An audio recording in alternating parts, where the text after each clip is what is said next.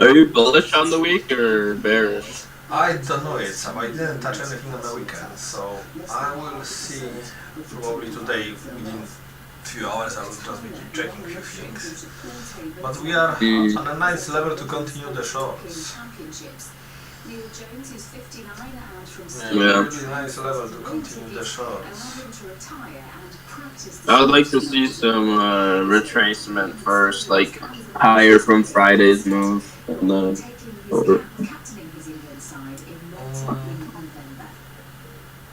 Friday was quite nice drop actually. So if you go higher than a Friday drop, then we will be very bullish. If we what? If you will go higher than Friday drop, then we will be very bullish. Because Friday was quite a big drop. Największe prawdopodobieństwo wystąpienia jest na krańcach północno-wschodnich. Na szczęście ciepło, jak na końcówkę października. Temperatura od 11 stopni Celsjusza na wspomnianym północnym wschodzie, 14 stopni w centrum, a na wybrzeżu do 16 na krańcach południowo-wschodnich. I'm waiting Rozmowa prezydenta Andrzeja Dudy z right now. partii, które znajdują się w Nowym Serbie. Dyskusja będzie that's what I would do too. I wouldn't wait now. decyduje na premiera. I oto Bogdan Zalewski pytał Okay, we're rejecting from the view from the the view of extension from Frankfurt. jednoczącą się przed już nawet zjednoczoną opozycją. Panie dyrektorze, prezydent działa tutaj absolutnie w zgodzie z zapisami konstytucji. Nie jest rolą moją jako współpracownika prezydenta wchodzenie w tego typu dywagacje.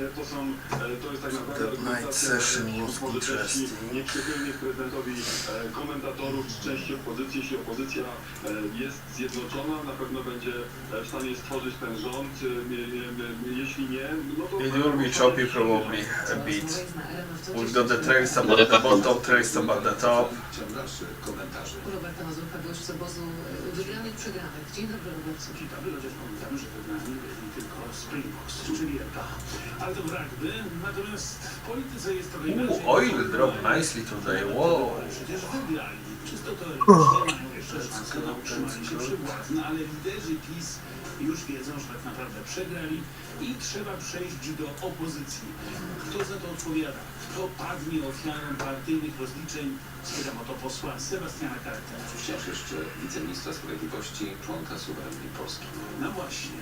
I pytanie, czy ziobryści, których jest w nowym Sejmie 18, tworzą swój klub, czy też będą, jak przez ostatnie 2 kadencje, członkami klubu PiS. Czy w Ministerstwie Sprawiedliwości niszczarki pracują już pełną parą? To z pewnością będą jedne z pierwszych pytań, a na pozostałe zapraszam o 8:02 do usłyszenia w RMF 24 i w interi.pl. Zapraszam. Czas na fakty ekonomiczne w RMF FM. Z nimi o poranku w poniedziałek. Maciej Sztykiel. Maćku, dzień dobry. Dzień dobry, kłaniam się. No jak Państwo pewnie widzą, na stacjach paliw jest coraz drożej. Zwyżki już się dokonują i dokonywać się będą. Coraz mniej stacji sprzedaje paliwo poniżej 6 zł i ich będzie jeszcze systematycznie... We cannot make the new high really. Jakub Bogucki z Ekspert.pl. Ceny hurtowe w Orlenie poszły w kilka dni w górę po wyborach. Benzyny ponad 100 zł na metrze sześciennym, czyli ponad 2%. Diesla niespełna 90 zł. Droga pozostaje wciąż ropa na światowych rynkach. Jej dalsze losy zależą od rozwoju konfliktu na Bliskim Wschodzie, głównie od tego, czy w wojnę w Izraelu włączą się inne kraje arabskie. Na razie ropa naftowa... From value area low to value area high, rejecting. Zagrożenia dla przepływów surowcowych nie ma. Gdyby do tego doszło, odczujemy to wszyscy także na rynkach europejskich. Mówi dr Bogucki. Nieruchomości w Finlandii nie dla Rosjan. Fińskie Ministerstwo Obrony zablokowało zakup atrakcyjnych nieruchomości przez obywateli rosyjskich. Pozwolenia nie uzyskał też obywatel z podwójnym obywatelstwem izraelsko-rosyjskim. Tłumaczono to zagrożeniem dla utrzymania i organizacji obrony kraju, jak również utrudnieniem dla nadzoru nad integralnością terytorialną. Dziś dowiemy się, jak wygląda obecnie produkcja montażowo-budowlana w kraju. Główny Urząd Statystyczny poda też najnowsze dane, także o podaży pieniędzy pieniądze, ale te najważniejsze będą dotyczyć rewizji deficytu i długu sektora instytucji rządowych oraz samorządowych. Is that Polish? Yes, I've got like, as I wake up late, every morning I've got the news from like Poland and UK. Oh. It sounds like Russian. No way, it's far away from Russian. Yeah, like all the Slavic languages sound like Russian, to be honest to me. Okay. Sorry, top podcasts from Apple UK unofficials updates are not available right now. Sorry, Bloomberg opinions updates are not available right now. In weather, in Longthorpe, it's 4 degrees Celsius with mostly cloudy skies. Today, you can expect lots of clouds, with a high of 14 degrees and a low of 9 degrees. Yeah, yesterday was amazing weather and today it looks like shitty again. There's nothing on your calendar for the remainder of the day. Today, in Longthorpe, the air pollution level is low. Yeah, I was done swimming, lots of hiking. Currently, in Longthorpe it's 4 That's degrees good. Celsius with mostly cloudy skies. Today, you can expect... Alexa, stop! I'm talking the same shit. There will be few cold nights now. That's good. Alexa, play Bloomberg. I actually, Yeah. Launching. Yes, so. Bloomberg Europe. I said I actually think it's gonna be a pretty slow week this week. There is lots of news. Whole week. For Europe, not for No, for US too. I US. was checking. Today we've got the manufacturing PMI and service PMI. Oh, that's today? Sorry, it's tomorrow. No, That's that's tomorrow. tomorrow, yeah. Wednesday is quite busy. Home news sales, a lot of Canadian news. Then we've got the oil inventory. Mm. Thursday, unemployment claims. That's the nice one. And GDP. Actually, yeah, US has some decent news this week. And Friday as well. CPI.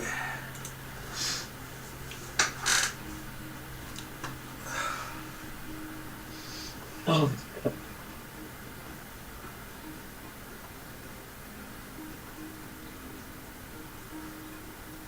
This is so slow. Yeah, ATR is very small. Not touching it. I'm definitely not touching on this ATR. Several cameras that look out at your world, basically mapping your physical world so we can put the content in there. There's several cameras looking at your eyes so you know where you're looking in your physical world. And that's a lot of data. That's a lot of data. They should go higher, but they can just nicely drop on London and then go higher.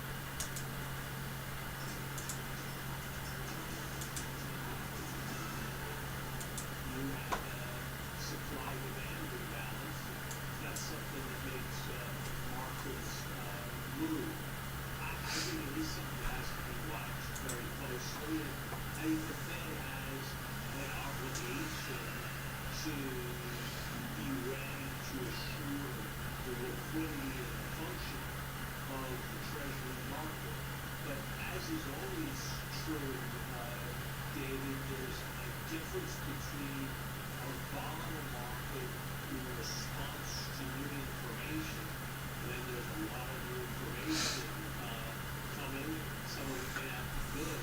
That's one thing. It's a quite different thing when you have a non-volatile, when you have an illiquid and not functioning market. I haven't seen evidence yet that that's where the treasury market is, but certainly that's something that the Fed, and particularly its outpost in New York, needs to be watching closely. What the fuck happening with the trading view? I cannot start it on the Windows.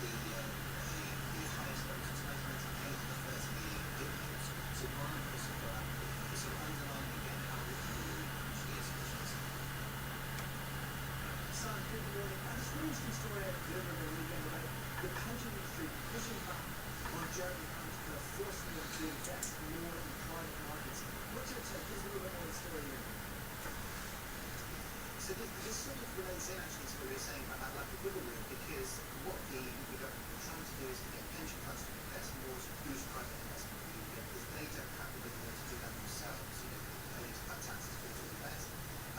The pushback you're seeing, I think, is broadly as you might expect. Going into riskier assets, pension funds and their trustees are not too keen on doing that, particularly if they are then responsible for losses without having control of those funds, which they would be. Okay, yeah, interesting. So this is the government trying to deliver on that Mansion House speech. And separately, I saw reported that perhaps we focus on the British Business Bank and see whether that leads any of the UK government's efforts. We wait for the November autumn statement for that. So let's talk about UK debt and the UK. Let's talk about. By Moody's. This is going to be perhaps for the political leadership in the UK. Yeah, I think it goes for me. I think so Moody's, which are the next Parliament, has been also sort of confirmed where they are. It's mostly down to the policy predictability. I think if you go a year ago now, that was not rich in the UK. That predictability has helped with that. But as we've just mentioned, we've talked a few times, borrowing costs are going up. So whether this remains the case for next year, we'll have to see. For right now, it is possible. So I know rugby fans, so I've got an answer about that now, and also for a sensitive topic here for English speakers now. I thought I'd put it clear now. So, tell me, because I look at the UK ratings there, how much concern is there on the long team about, the Italian situation, the fiscal deficit concerns there? Because they also got a slightly positive kind of assertion on Friday that stable rating has been confirmed for them. What's the perception there? I think the perception, in terms of Italy, remains as it was last year. Yet again, it's a sort of small move, it gives them a sort of short-term boost, but I think for them, we saw the UK, the reason for the trying to take away with that policy predictability, that's open to the some more businesses. At the moment, the same story as ever, I suppose. Okay, Sam, thanks very much. Sam Winstead from our Marcus Today blog. Thanks so much for joining us. You can find more on the blog team, of course, if you go to the Bulldog UK website. You can click through to the blog from there. Let's hear how the various functions use the improvement. Let's get the individual stocks we're watching. Joe Liston from our equities team has a breakdown for us. We talked about any reporting happening in Europe this week then, Joe, and we got off to a quick start this morning. Phillips, one of the headline stories. Morning, Anna. So Phillips today roving its sales now profit outlook for the full year, strength in both their personal health and also diagnostics business and improving supply chain. Now the CEO, Roy Jacobs, spoke to Bloomberg earlier. Have a listen to what he had to say. be acknowledged that the current state of the economy is under pressure in China. And that's also something that we see coming back through in our results. We started the year very strong in China. We saw a bit of slowing now into the second half. But actually, if we look towards the demand for healthcare solutions, but also the consumer strength for and the demand for strong brands and innovation, actually we have no doubt that we will be continuing our growth trajectory in China. So that was the official CEO Roy Jacobs speaking earlier on today's results. Now the big issue for this stock is the recall of the sleep apnea device. This was expanded by the US FDA just a few weeks ago. As you can see from the chart here, that stock's lost more than half of its value over the past 2 years. This is hard to watch. Yeah, that's true. That's very hard to watch. You can like, if you're lucky, you could get 5 points. This is If why I'm not touching it. This is like playing with danger. With fire? With fire, yeah. If London will be like that, I won't touch it in New York. I mean, London should be a little better, but yeah, it should be, but who telling you it need to be?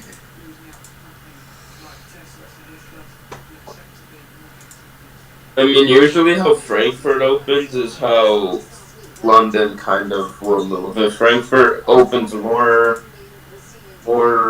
with more volume, London usually is better moves. But if Frankfurt's like slow like this, it means London usually is pretty choppy.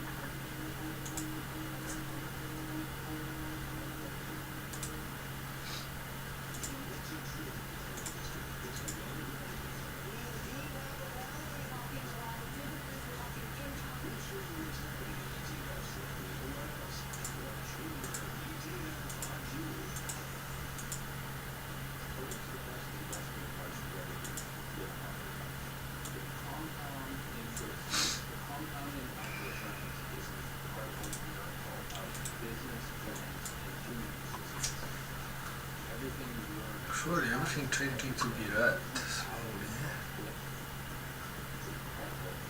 And it's not just interest, because it's always said about compound interest returns. Compound business returns. Didn't move at all.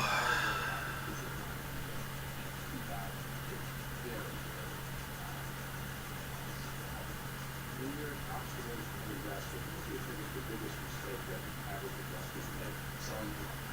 They sell when the prices go down, or not too big. But who have conviction? The investor, if they invest for the right reasons, it's just path.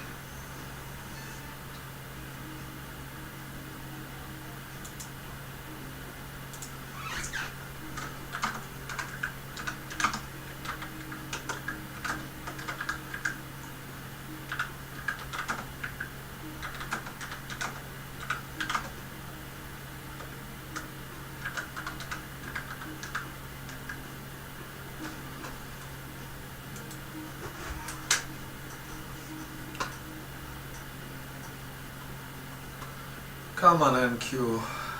Just do something. Show that you are alive.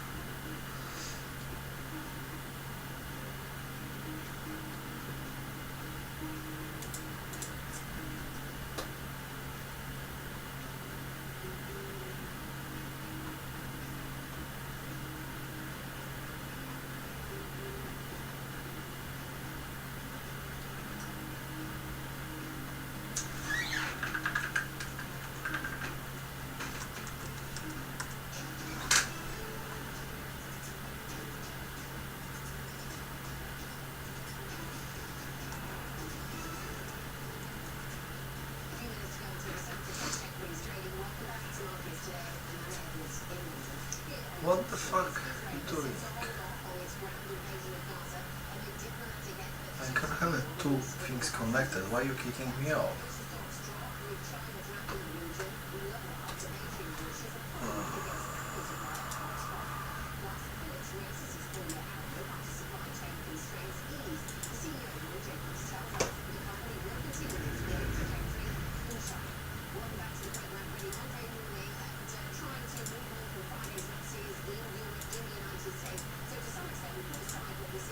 I really start to have enough of trading view.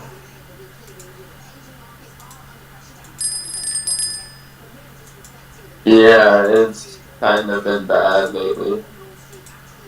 So like I cannot open the app on a Windows, and when I try to open it through the Explorer, it's just kicking me off. But I'm allowed to have two different charts What open. the fuck happened? Still kicking me off more. That was a nice drop. Kind of. Not really. What we move 2 points? Yeah, they're not moving anywhere. Actually, my screen it's now not moving.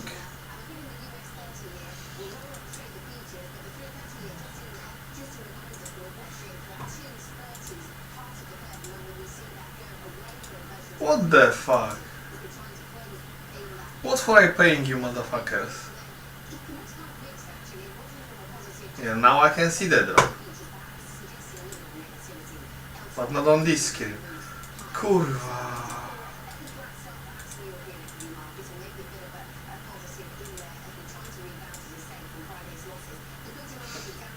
Well, London Open.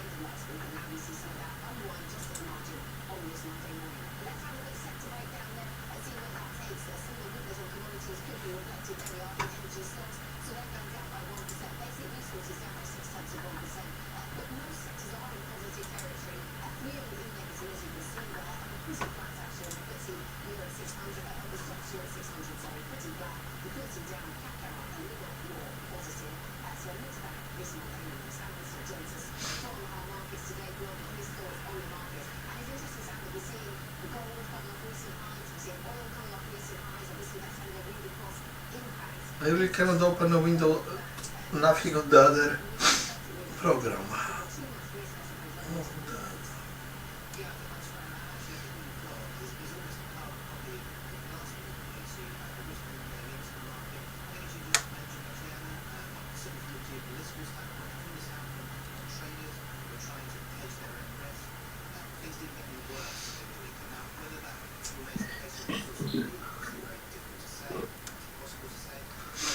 Oh, this is so fucking bad.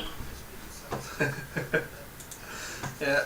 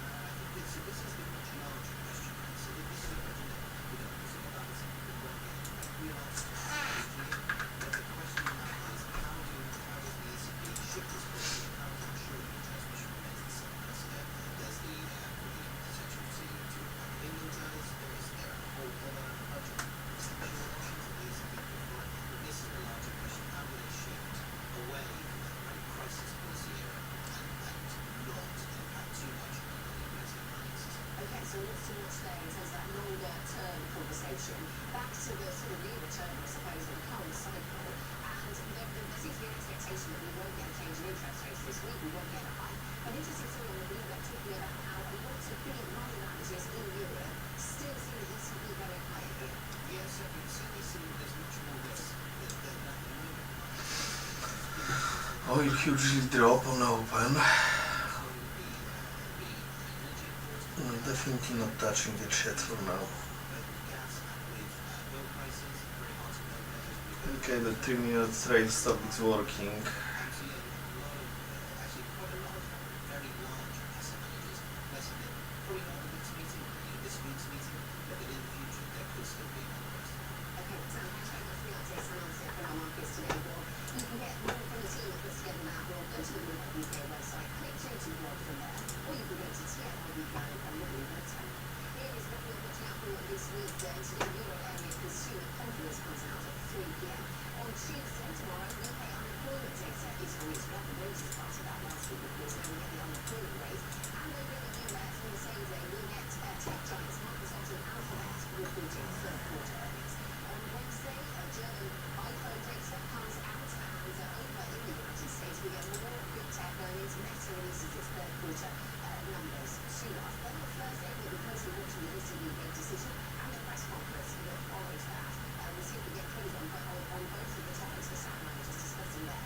What the heck happened with Top Step?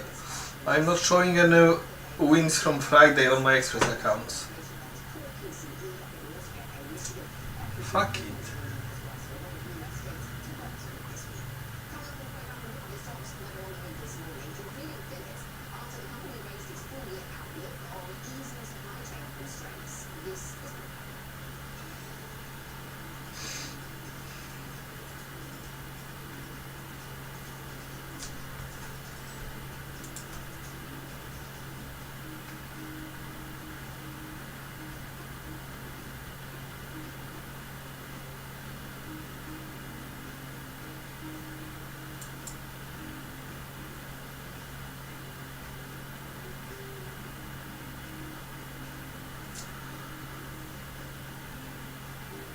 There are big rejections on everything.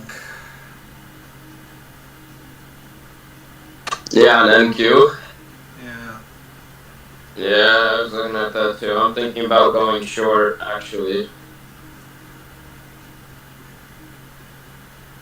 I mean, it looked bullish to me, but we just where it can't even go above 710. So There is some weird magic happening, and these motherfuckers really working against us. As I managed to somehow put the trading view, my ninja stopped working on the Windows. mm.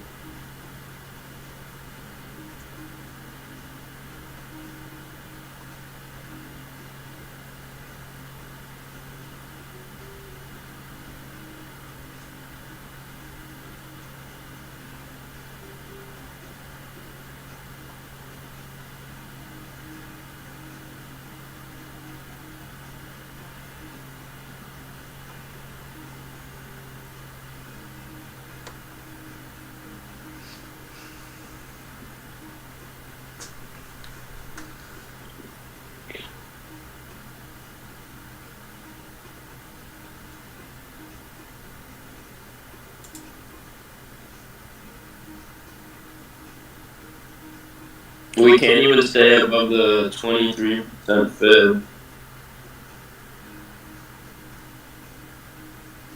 Yeah.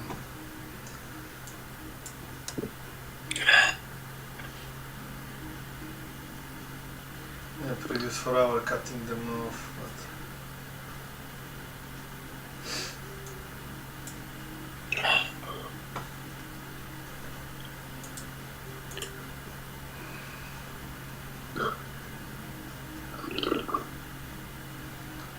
oh, some nice coffee or tea.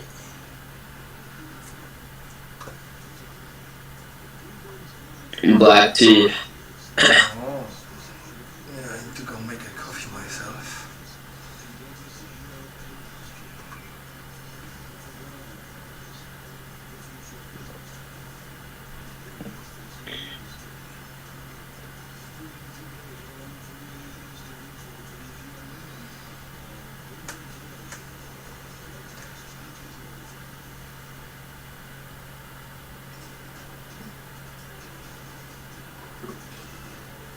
Yeah, it looks like it just keeps rejecting us every time we try to go higher, so I don't think I will actually be looking for longs. No. Yeah, we just keep dropping.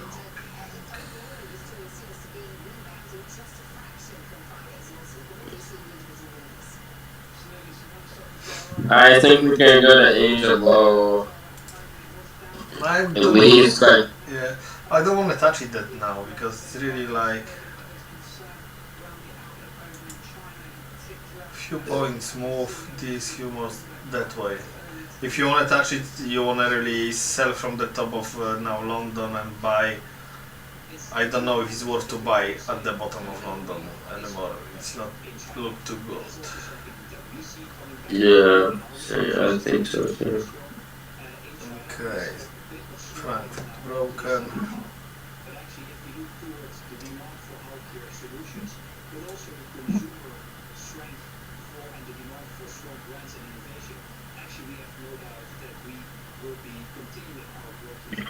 Gee. Ooh la la.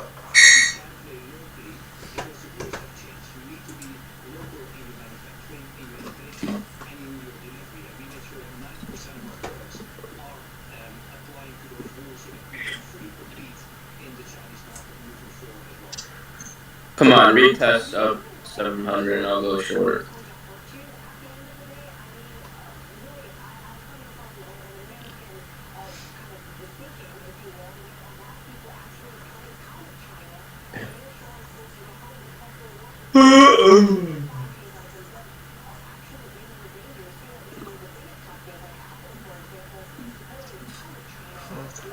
You see, top and bottom.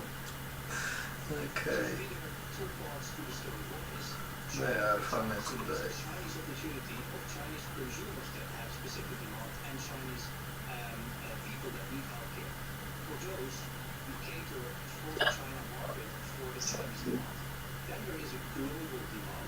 there we are regionalizing as well. So for the US market, for example, we have a very strong footprint in North America, but also in Mexico and Still, it's showing me you should go back. But closer to I don't really want to take this long. so closer to end consumers and end users is a new trend that we are catering for, and we're also setting ourselves targets Nice, nice 10-point liquidity grab. that actually the actions that we're taking on supply chain are happening I just keep checking something on a higher time frame, but there is nothing to look for in either. China for the future. Samsung CEO Philips stock, as you say, pretty much unchanged over in Amsterdam at the moment. The other big one in the healthcare space that we're looking at is Roche doing its $7 billion deal over in the US to deal with some digestive illness, for example. Nothing to be. Oh, please tell me I just didn't get up at fucking 7 in the morning just to look at this shit. Drug company sales in the US settling for a big So far, look like that. hundreds of millions of dollars they're paying to settle that dispute. The investors are liking that one. And getting over in Sweden, this makes ventilators very strong results. The Roche worries that they will see a decline in business for that one in particular. That one rising around 5% in stock growth today. Then in terms of some of those auto stocks, we had that negative report from Volkswagen after the close of trading on Friday. The theme reflected in those shares down 1.9%. They cut their outlook once again for the biggest German automaker, feeding through into Porsche. That one was around 30%. That stock, both of those shares declining today. We brought up a couple of other stocks. Both of these reporting earnings this week. So Volvo Cars, we also mentioned in the time making. Those will hope so for the next few days. There are other auto reports coming out this week, so keep an eye on those shares as well. Finally, in the UK, we've got a couple of reports today. The Home Builder Industry announcing job cuts as they move away from the private market and moving into affordable housing. And that one is declining around 4%. One of the worst performers on the UK market. But Keller Group, the engineering company, they do ground excavation projects into the train businesses, that kind of thing. That one Yeah, definitely I'm not touching that because as you're thinking that you wanna short it and they're showing you now we don't wanna sell it. Okay, we are Yeah. below the view up. View up is red. A lot of resistance here.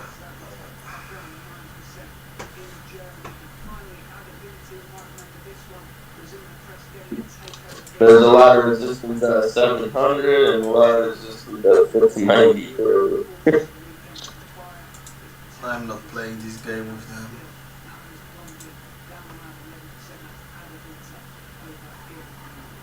Okay, Joe, thanks very much. Joe is from our equity senior briefing on some of the stocks on the move. Let's think about where equities head from here. Sophie Yates joins us, lead equity analyst at Hargreaves Lansdown. Sophie, good morning to you. I wanted to pick up on one of the things in the morning from Philips there. Supply chain issues being resolved, getting better, seems to be one of the reasons why they're able to be more positive. I wonder how much more you think we have around that particular thing to go. We're some time after the pandemic, of course, and yet still businesses talking about supply chains getting back to normal. Hi, good morning. Yes, unfortunately there are logistically speaking some problems to iron out, but I'm more in this camp to say that actually a lot of the underlying here, a lot of the positive changes and the getting back to normal, a lot of that has already been done. For me, the big problem or challenge or opportunity, depending on how you want to frame it, for me is looking at what the pandemic highlighted more broadly about supply chains. This is like a buy area. Yeah. Okay, I will try it once now. You said you're not gonna touch it. I tried one contract. Mm. I wouldn't touch it here if anything. This fucking area is just. Mm. I'm not gonna go in.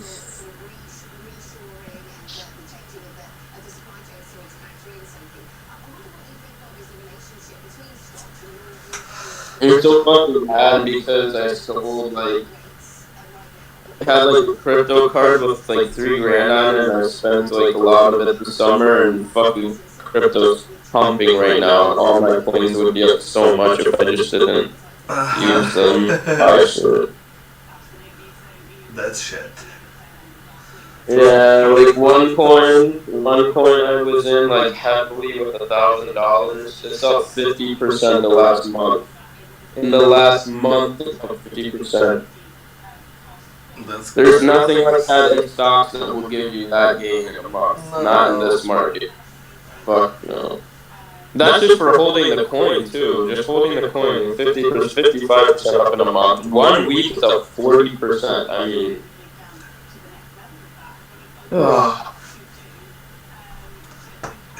let's see.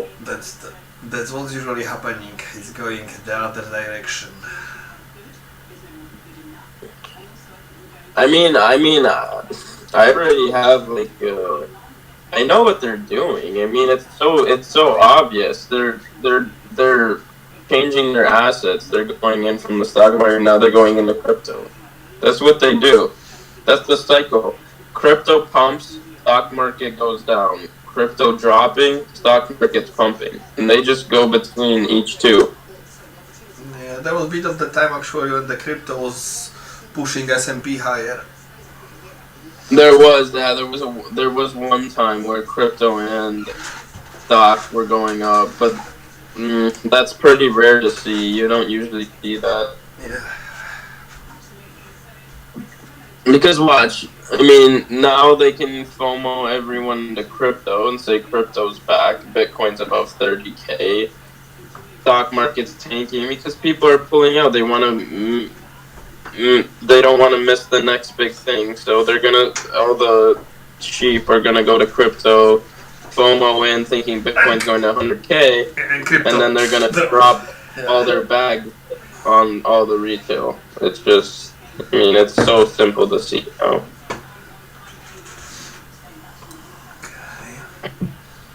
It's coming for Asia low.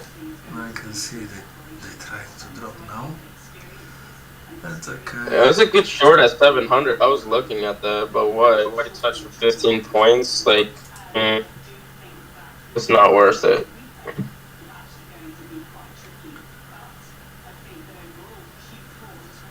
I mean, I'm a big believer in crypto, but it it looked iffy right now, and I don't like a lot of things that could happen to it, I guess. Because if government starts to get control of it, I'm instantly would sell everything that I own. Because the whole point of crypto is to be decentralized. So if government tries to like centralize it, and make money on it. What? They're trying to make money on it. That's strange because Well, we make the new high on like not new high, but actually the Sydney session was quite good and green, but the VIX open up with small gap. That's strange. You still on the long? Yeah. Mm. My entry is Let's take a at 69. So. What? Oh, okay. You mean, wait, 69? 69. Oh, okay. Oh, fuck's sake, I spilled tea on Sorry, myself. 89, what are you talking? I was about to say. Yeah.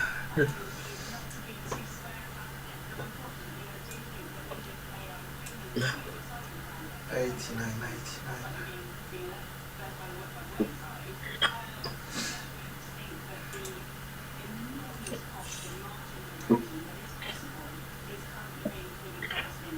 I need to go change my shirt. I spilled tea on it all over. The move was too fast for you. I jumped out of my seat. I hope so. We won't come to that like was when the COVID started. There was nothing happening. Then you got a 30 points candle and nothing happening, and 30 points candle. No, I don't. They did not look like they could ever have enough power to do 30 points candle with this for ATR, and it's just not going anywhere.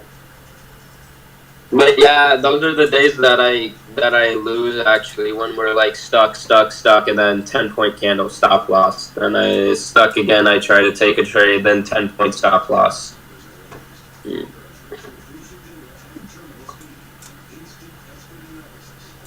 But actually, it's moving a little now. I mean, you just had a 10-point move up and a 10-point drop, and pretty quick actually.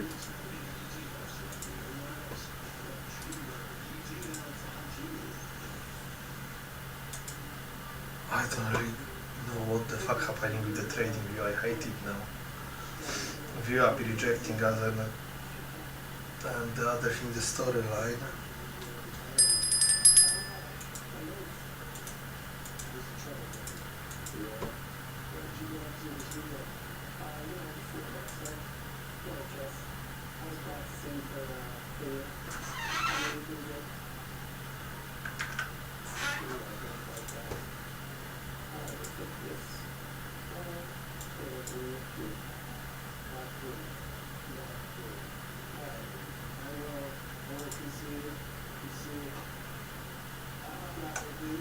Okay, so now we change bearish a bit more. They're going to close the gap. There is small gap on the open.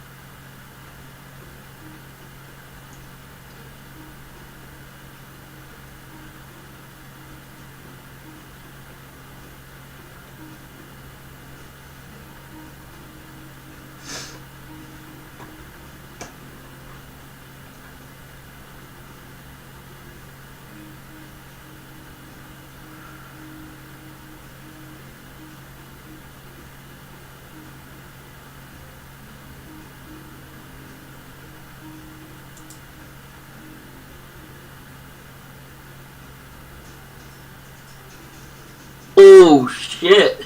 Yeah, the sell look really good. Was I right? Was that Asia low? No, Yeah, no, we just no, took it not out, yet. didn't we? No, not yet. There is a gap on Asia low on the open.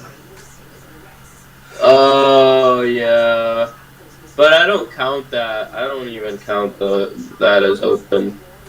There is a gap to be filled, not a huge one, but there is.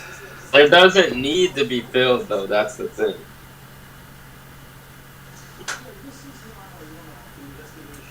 We've got one of these gaps we've gone up. I told you like on Thursday that we create the gap and we never close it. So that will be interesting day if we leave this one now and go up to close the Thursday one. I mean, yeah, like you can look at it and see which one they're like that they have to fill the gap, but I mean it's like same thing with like fair value gaps that people watch. It's like it's not a fair value, you it's an don't open gap. Market open. What? It's market open gap. I know it's called the new week opening gap. Yeah. I know some people look at it and apparently there's like strategies you can base around it, but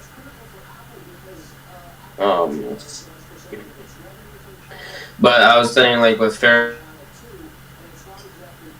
like the people who say like, oh, it's gonna tap into this fair value gap and then go down. Well, it's like there's like 5 fair value gaps. How do you know which one it's gonna hit? You know, how do you know which one it's gonna react off? No, but the fair value gap is something different. The fair value gap, it's like when they're making the big orders, you've got big candles and there is something creating.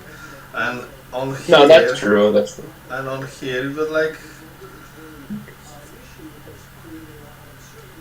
you see, we close at 49 and we open at 63.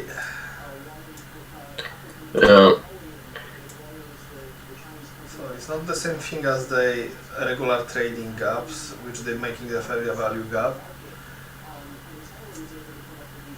There was something happened in the books and they missed lots of orders.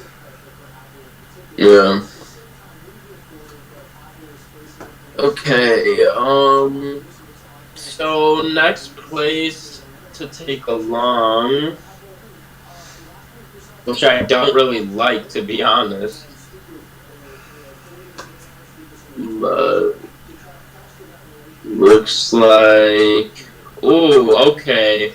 Um, we still have to take out. We don't have to take out, but New York low is pretty close. It would be weird if they didn't go for that. Actually, Well, it's not really pretty close. We got previous day closer at 64.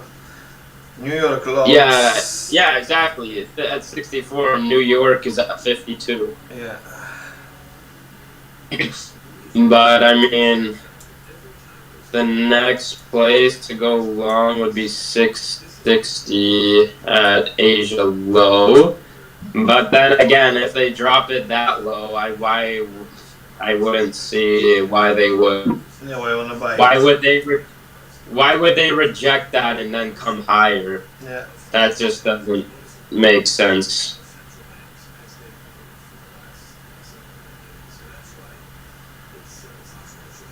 I mean, if we go to Asia low, we're pretty likely, I would say, to see New York low at 50. More than to come back and take out Asia high or come back to London high. I just don't see why they didn't even take out. They didn't take out Sydney Tokyo high, and we were 10 points away. Because they were showing how bears are strong. Yeah.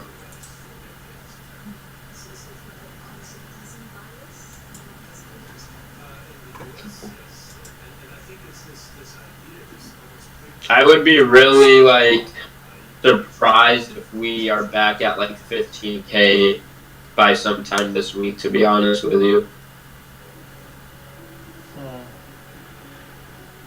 But I think it's a possibility, to be honest.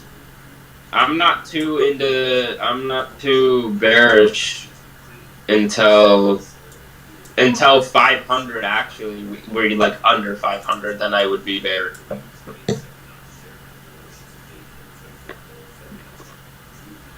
We still need to take.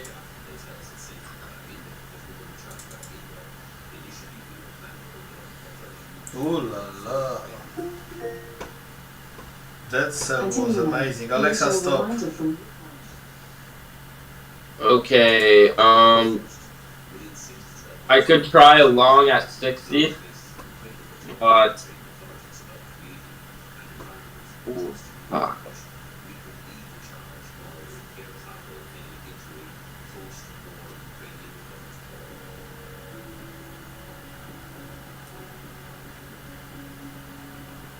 I'm looking for longs. That was nice 40 points drop. Yeah, tell me about it. From London.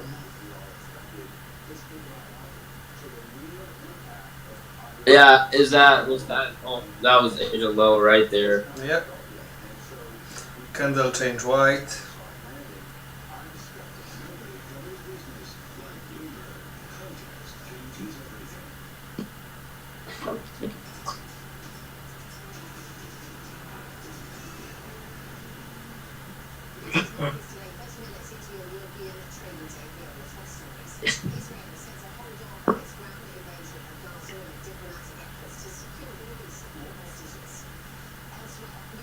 You thinking about going long? Not yet. Okay, we are previous day close.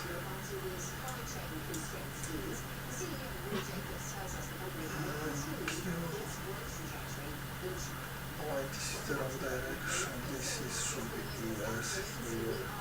This is a nice rejection off the low, though. The candles change white, so I don't think so. It's rejection. There was huge drop Mm. reaction for the Sydney.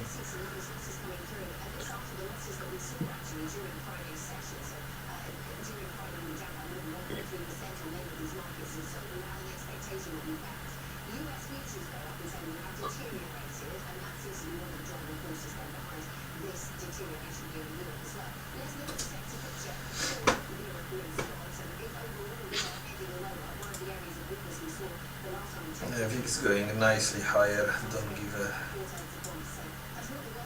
fuck about anything.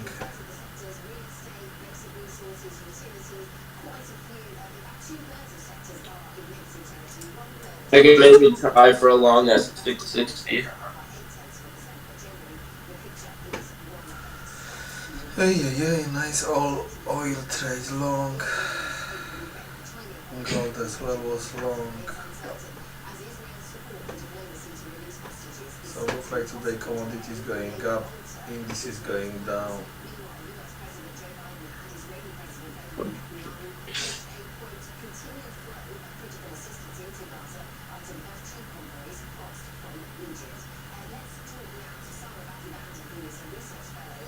The dollar is not doing anything. It looks like we're shorting today. VIX is so high, it's at 22 almost.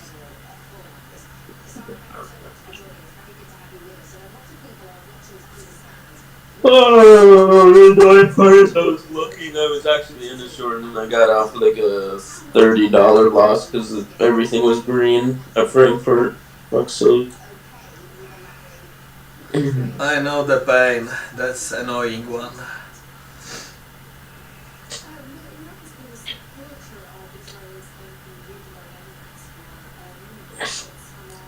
I mean, I should have just left it because, like, it didn't hit my stop loss or anything. But I'm like, okay, I don't want it to hit my stop loss because I know it's not in condition to go my way. Yeah, I'll be back in a minute, so I need to feed the dog. Alright.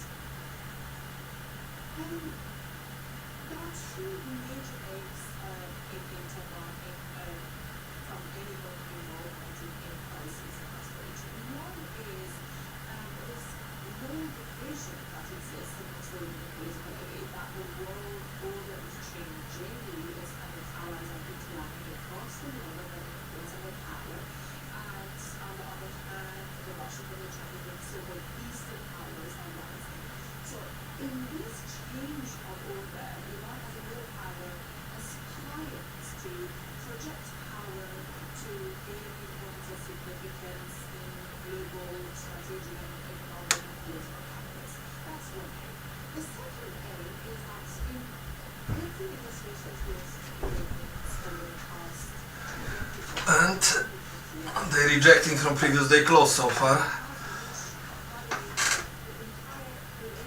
And very cheap box for ES and OIM.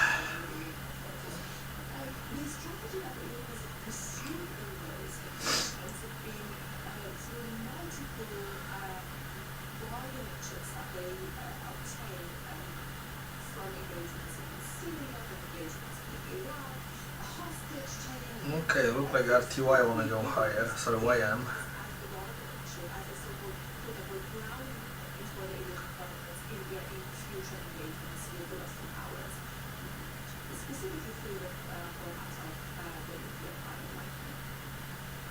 Okay, and Tara, what about their attitude to energy markets and their willingness to get involved and disrupt global energy markets? Because that seems to be one asset that's being watched very closely right now, is whether Iran will take action on that front, will try to disrupt flows. Yeah, well, really Frankfurt showed that the drop will be happening here and then just a minute before.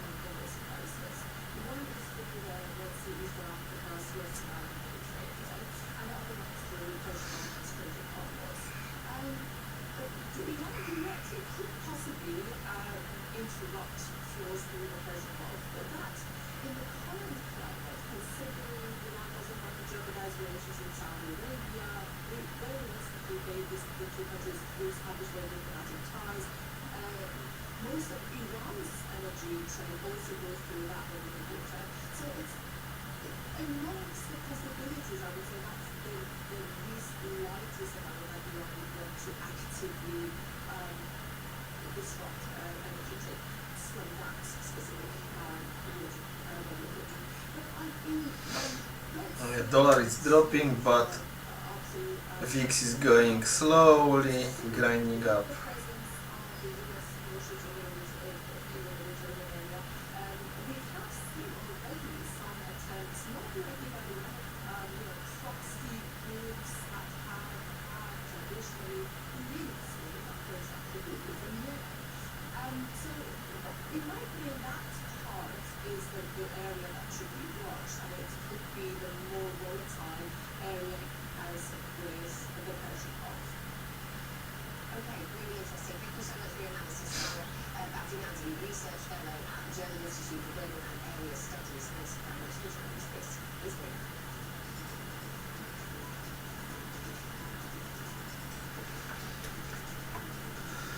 Okay, Sydney low, it's done.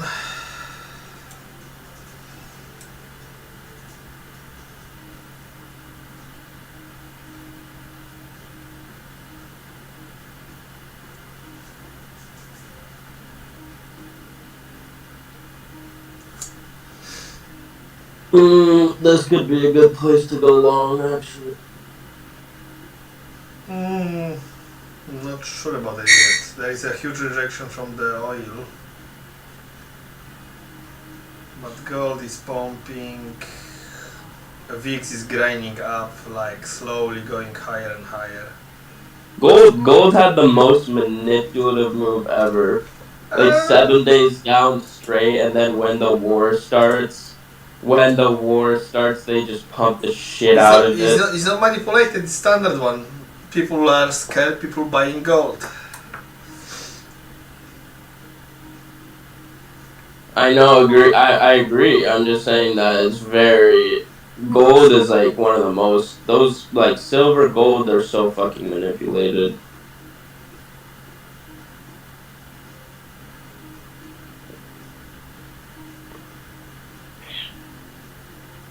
Forex is the most manipulated, but those other ones like gold, silver, and all of that shit is just as bad, to be honest. Yeah.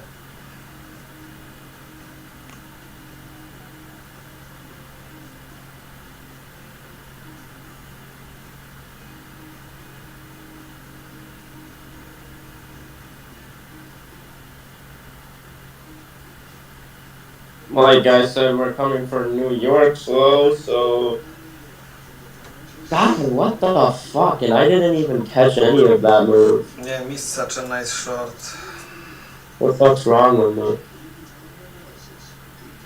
But really, what was telling us to go short there?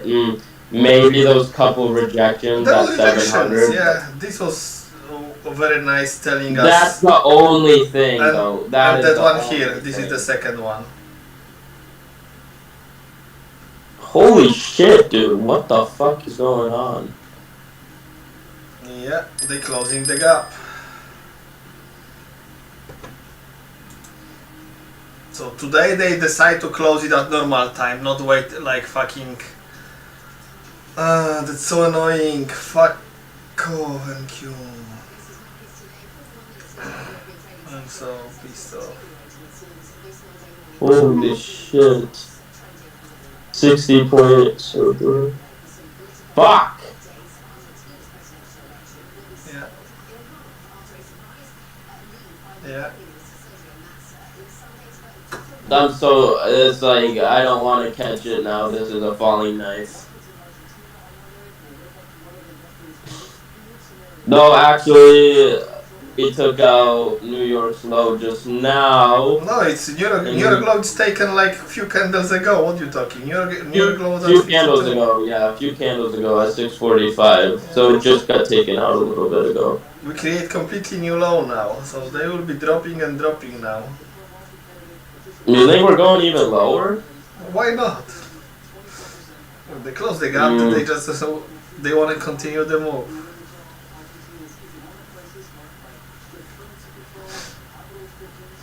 I had one more thing telling me to short, but the thing is, I thought it was gonna hold since everything was green, but it was the 23% fib. You see how we couldn't really stay above it? Yeah. I mean, like I said though, I didn't want to take it because we kept getting above it. We kept going back above it. So I didn't really see that as rejection. I just seen it as we wanna try to stay above it, not fucking go lower. You got the white candles. Yeah, the white candles helped me stay out of that. I love that. The short was at 704 when it came down on London to 690 and then came back up. That was the short at 704. The VIX is making all of this low for it. Now it's too late for the short too. I'm so fucking pissed off. Yes and no. No, I would not want to short at this area at all. Like, it could be one of I hate entering on white candles because that means we can go higher. And then we can continue the move. So you still have to have very good entry. You can't just like jump in with these, which I would want to do, but I got a level at 630, but that's it. I don't even have anything else so much. Gee, what the fuck? If we just drop it more. What an actual good move on London too. Damn. Really good move. Koltun, how the fuck did we miss that? I don't know. I couldn't believe they would close the gap because they didn't like to close the gaps on last few times. They was just messing around and leaving them for the.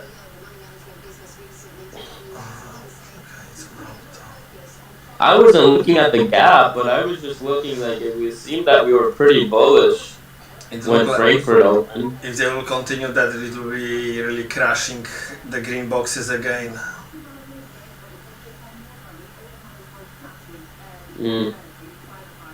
Well, I mean, we were bullish at Frankfurt open, so I want London to kind of carry on this move, but then Frankfurt just ended up ranging. And then London just was choppy. I mean, I could not have seen that short. I was looking long.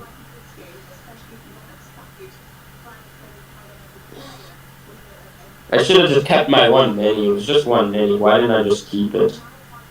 That's true. If it was only one contract.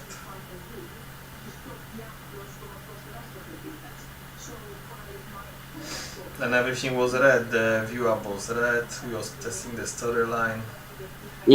Not everything was red. From here, when we retest the higher, the 4-hour fib higher, everything was red still.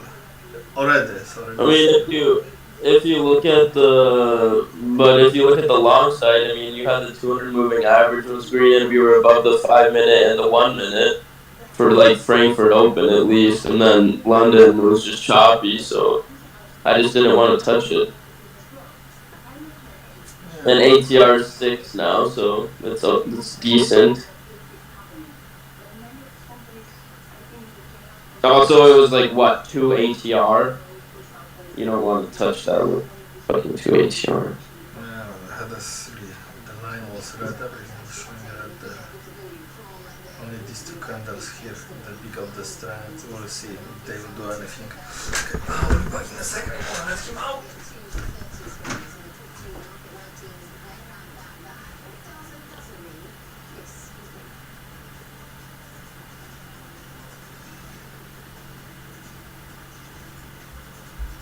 Oh, he's still eating.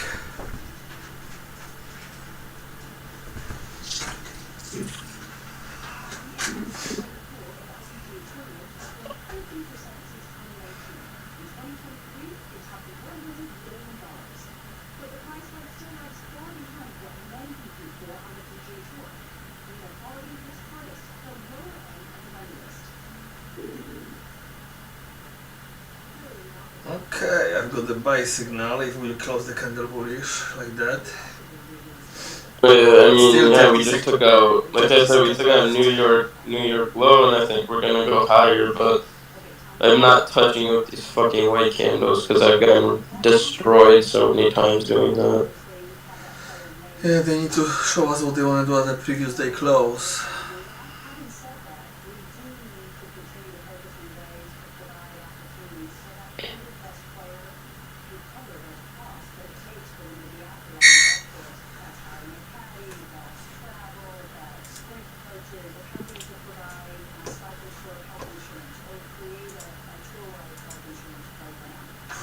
Twenty points up from the low of the London.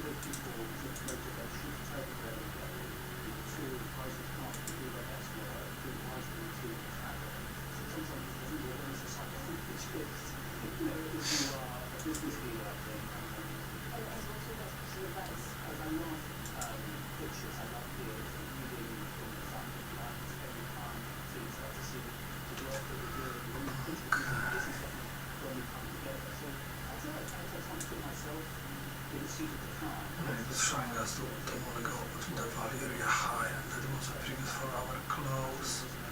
Then we open 4-hour and then 4-hour open low. That was the rule for us. We are in a short.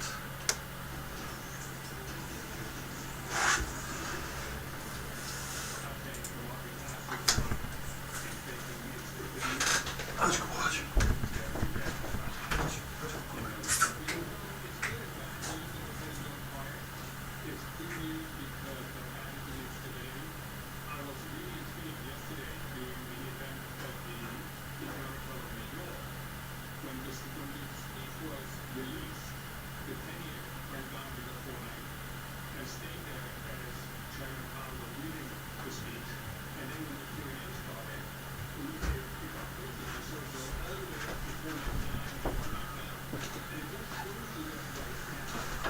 And rejection.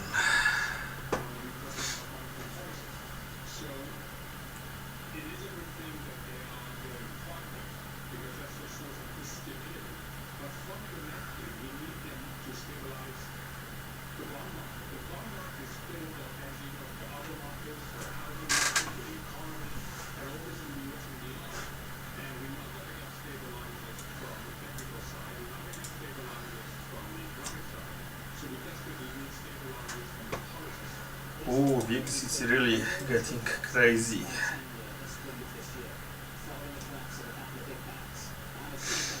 will be the gains.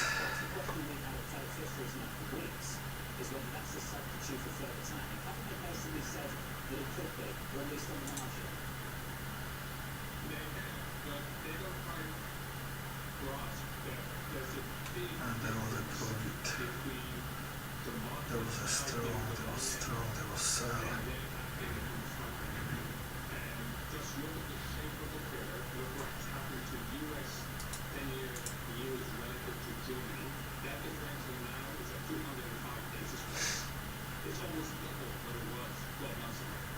As well, you see with very small sells, like there wasn't very big sell volume.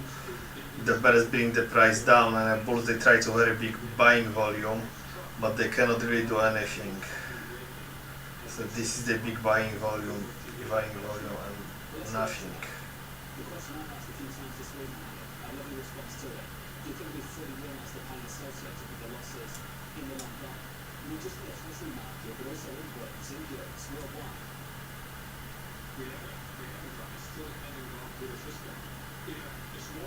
You still wanna buy?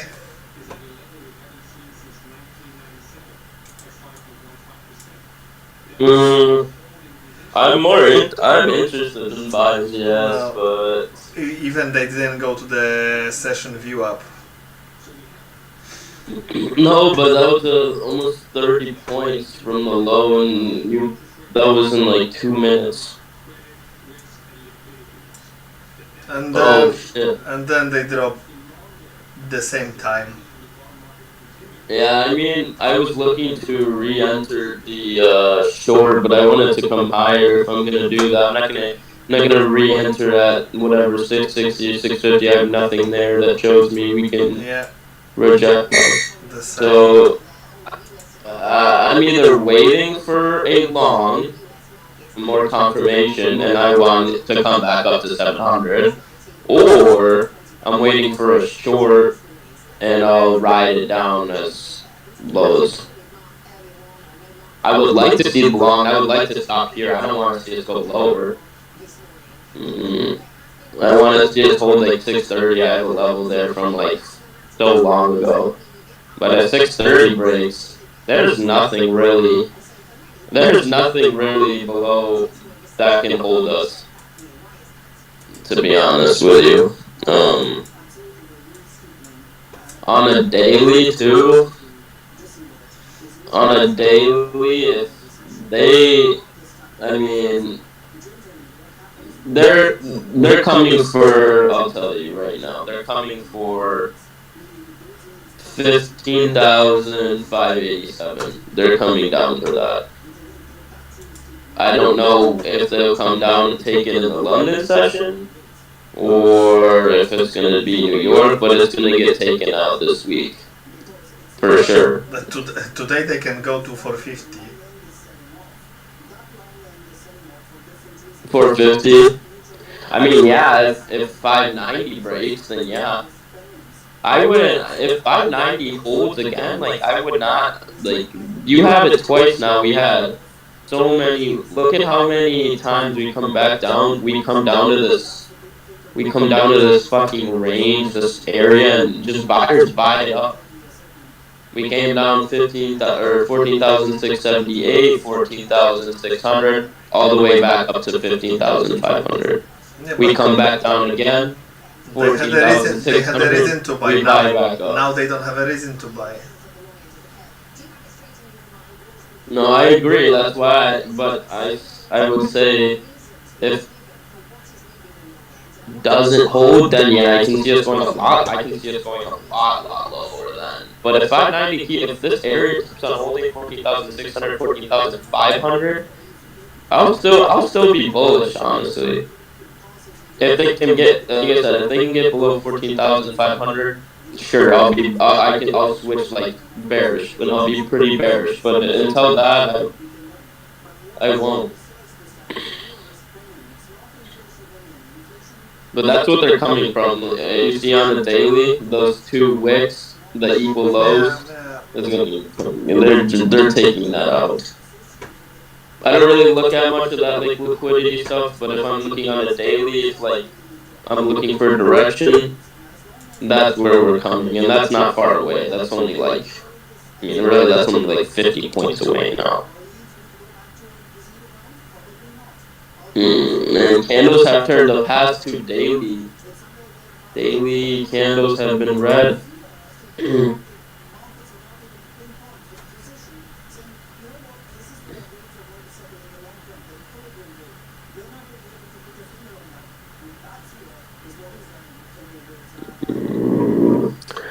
So, yep, now we're going fucking lower. But there's nothing that could have told me to enter that short at 660. Was there anything that you could have gotten that short at that rejection? Yeah, I just, like I told you, it proved us here then when we was testing the view up storyline and there was a 4 hour 4 hour fib, it was there on the retest. That was really nice entry at 69. I'm talking about the rejector. I'm talking about when we came down to 630 and then came back up to 660. So yeah, the 660 rejection. There. Here no. There's nothing. There's nothing yeah. telling me I could have gotten that.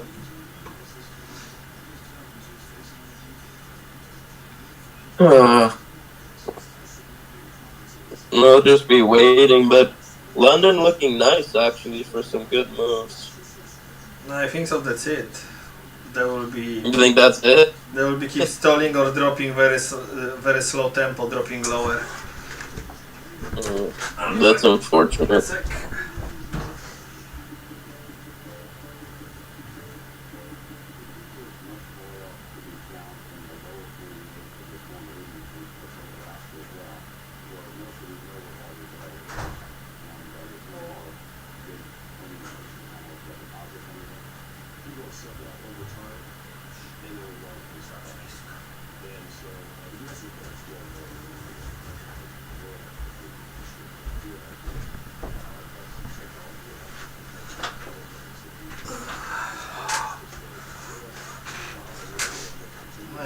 One thing was, but it was too late because already the big candle started.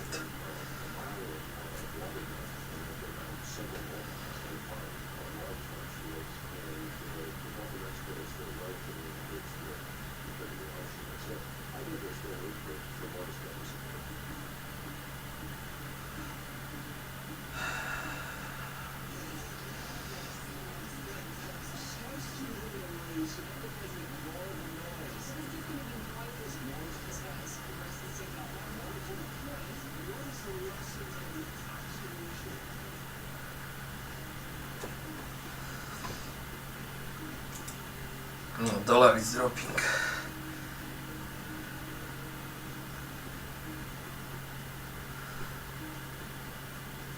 Dollar is going lower, but VIX don't give a fuck and still grinding up.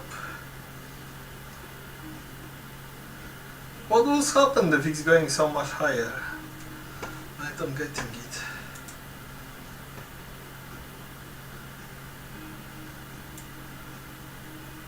Ooh la la. That was something strange. Apple open, yeah, had a huge drop and the split between bid and ask is massive on Apple. The same with Tesla, the split is a bit more, but Tesla open higher and they drop. What the hell happened with the stocks on that?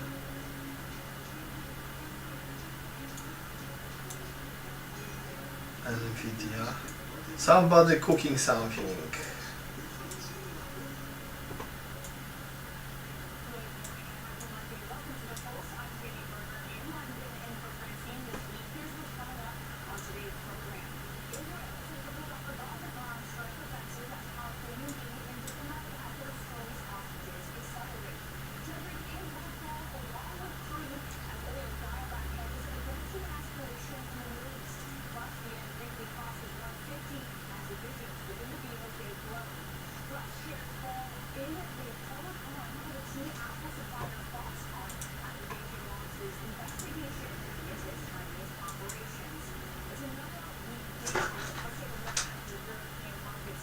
because we were selling off, we were briefly higher at the start of the trading day, but we are now down for a consecutive third day. We were down for more than 1% in a row. We're trading at the lowest since January for European stocks. Last week was the worst week since March. It is clear the stress is in. DAX down 0.5%.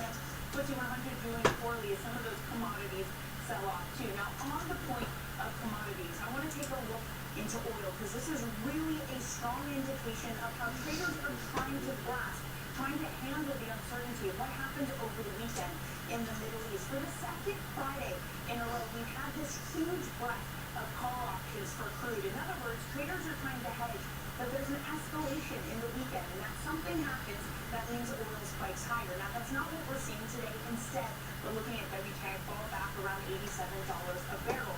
You do have this holdup. We're going to talk to our reporters about this in just a moment of what's happening in Israel. A holdup is a ground invasion as more negotiations happen around hostages. All right, the other big market mover has been treasuries. Now, whether treasuries work for a haven, that is not so clear. What is clear is that the trade that is in is a steepening move. On 530s, we are now positive, just barely 2.3%. We've tried to go positive. We've tried to test this level for now 5 times so far this year. We haven't closed in positive territory since August of 2022. Now, this precedes a 210s inversion, which historically also precedes a recession. But is this time different with the long end moving on supply and strength in the economy? Last market mover to show you is the yen. I have dollar yen here. In the early hours of this morning, we yet again crossed 150 per dollar. A lot of options build up around this level that makes it hard to sustain above 150. We do have a BOJ meeting next week. The Nikkei reporting that officials are talking about a YCC tweak ahead of it. It's unlikely we're going to see intervention because MLF has been very clear. They care more about the speed than necessary around the number of 150. Okay, let's turn back to those developments in the Middle East because the timing of a ground invasion into Gaza remains uncertain. Israel's support for diplomacy to release hostages is said to possibly delay or alter its plans. Let's get to Oliver Cook, who's in Tel Aviv.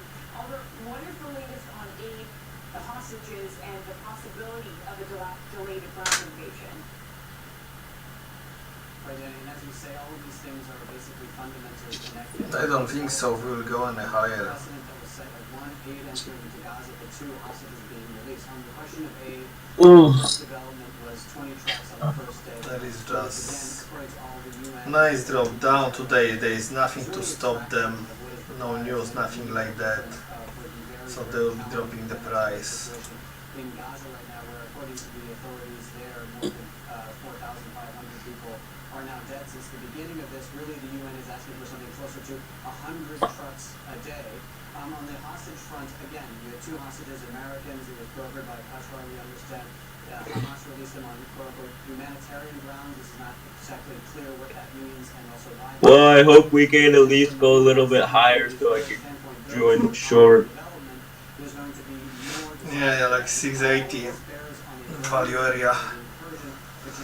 Low view up, it's there. And trading stop, but I don't see them pushing the price. There is no boost at all. It would be like That was a nice move right there. Look. What? 15 points candle almost? Yeah. Okay. It was a nice move. Okay. That's my 630 level. Look at that. Ooh. Yeah. Let's see if they will make a higher low. 645.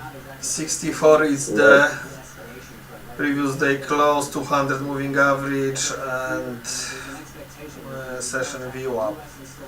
That's 65? Yeah, 64.5, 670, it's 1 minute WMA. I'll be looking to go shorter around there, actually. That's what I'm looking at.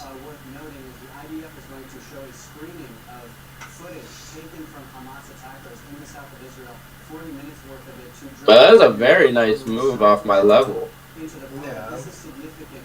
20 points up. I wasn't gonna take it though anyway because there's white candles, so not looking for longs here. Oh, did we just turn off? Yeah, we just turned off. Yeah, we turn off and I've got a buy signal. But buy signal disappear.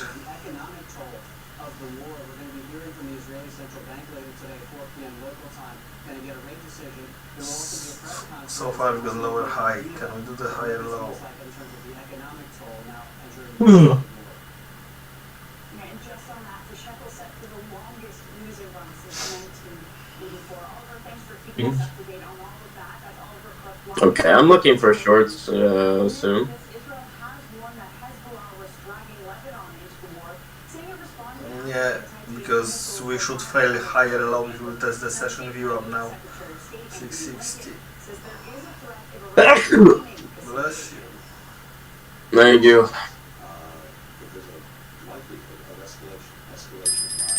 I mean, you gotta remember with the white candles turning off, yes, it's a good sign to, you could go long, but you also gotta look at that the candles are still red.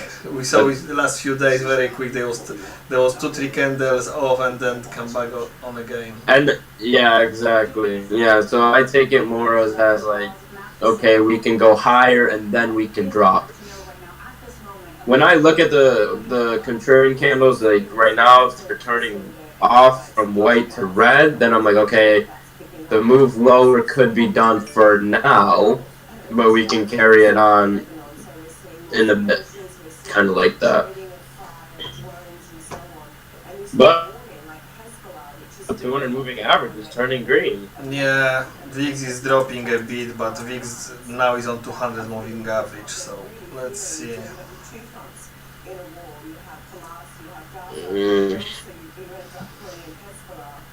See, they couldn't even break the previous high, the lower high.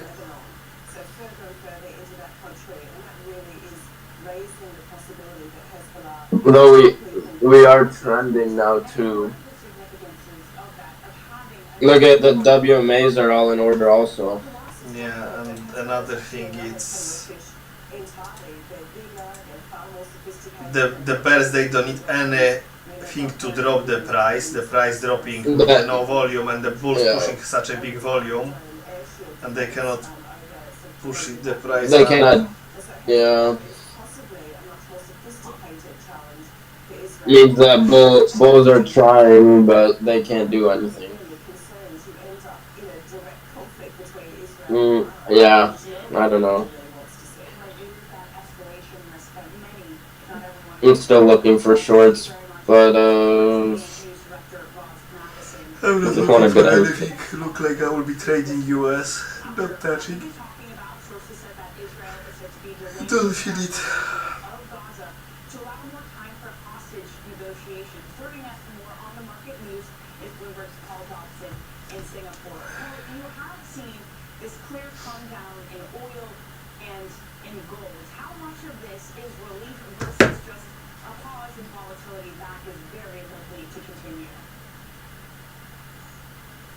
Good morning, Danny. So I think, it's a similar pattern to what we saw last Monday as well. On Friday afternoon in the US session, everyone kind of holds their breath.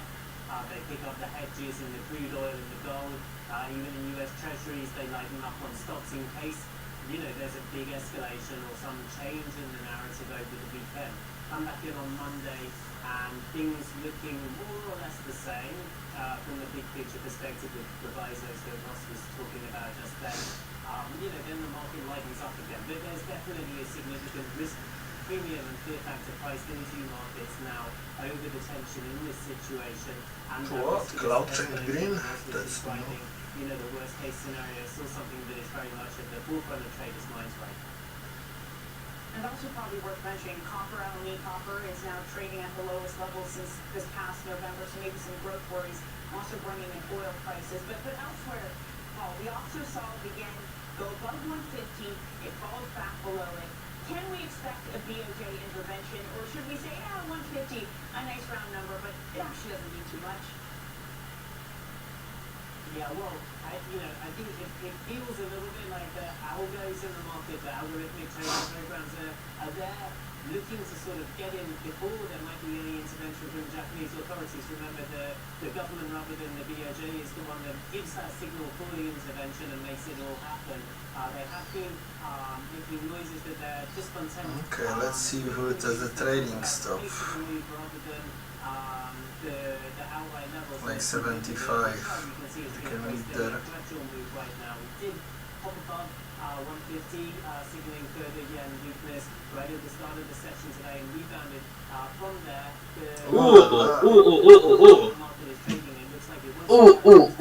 That's a. I might take a short here. I'm not taking anything. I'm just thinking that I missed the entry long here when actually we changed blue after this candle, so I will be 640 long. 25 points now. Yeah, we have lots of testing ahead of next week's meeting. Paul, thank you so much for all of that. That is Bloomberg's Paul Dobson. Now coming up, You don't think it's a good short? No. But at first you were saying that you don't think that Bulls have anything. Yeah, but have a look. They done the business. They was looking really to close the gap. They closed the gap. They took the liquidity from the London very nicely, actually. With what? From 53 to 28. You got 30 points, and that's a rejection. Okay, we got 50% of daily here. Oh no, this is 4 hour 50% at 70. And we just almost touched it. I think what we did, they just wanted to take out New York's flow from. Yeah, pullback is at the top, so it's good for short actually. I don't want to short it. I'm not shorting it. It's clear that it's not for lack of trying. We were constantly hustling behind it as he caught up with executives in the portfolio companies and reminisced with former and current players. If we come up higher, I would like the shorts.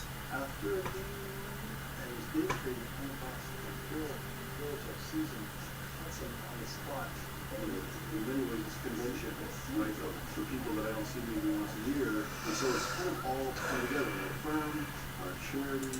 Yeah, it's really like that. We move up quite a lot with the candles, but VIX didn't move down almost at all.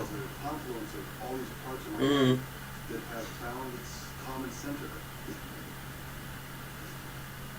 So yeah, the short can be quite brutal now. What do you mean it can be quite brutal? Like it can go down a lot? It can go down quite quick. VIX is still at 22.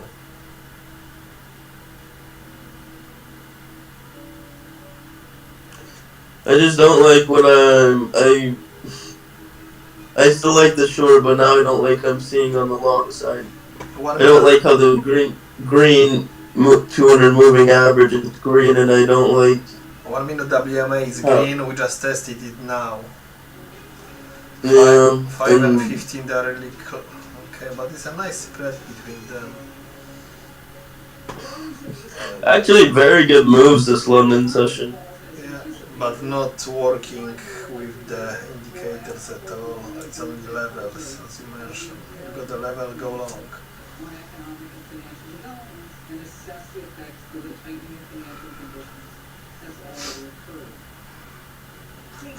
President, Loretta Lester giving her view on rates as we head into the blackout week for the Fed before their next rate decision. Joining us now is Madison Pollard, global investment strategist at JP Morgan Private Bank. Madison, great to see you. Look, it's been a ride, as it has been for a few years when it comes to yields. Bonds are supposed to be the haven class. They're supposed to be the thing we can flock to when we see crises like we've seen over the past 2 weeks, but that's not what we're seeing. Yields are charting higher again this morning. Where do they belong in a portfolio, especially when you're thinking about havens? Sure, thank you. I mean, I think bottom line is we still do like bonds, especially as part of a multi-asset class, diversified, full-line portfolio. But I do think it's important to acknowledge that the ride, higher in yields has been a really painful one for investors. Last year it had to do with... Honestly, it looks like we want to go higher. Okay. Today we're in a different place where inflation's, much more under control, but you are seeing, I think, bond yields rise for a variety of reasons. Yeah, just upset I didn't take that long. Shift towards a higher for longer stance from central banks, but then you also have, I think, this aggregate of higher uncertainty and higher term premium as well, which can be harder to gauge. Glad I didn't take the short, honestly. Washington dysfunction, I was thinking about it. 73, that's the level which we cross and stay above. The next one will be 97 and then 706. But this is really high hopes. Still got trailing stop and everything. On 1 minute, on 3 minute trailing stop is very high, didn't move at all. And we're still trending too, actually. Too low.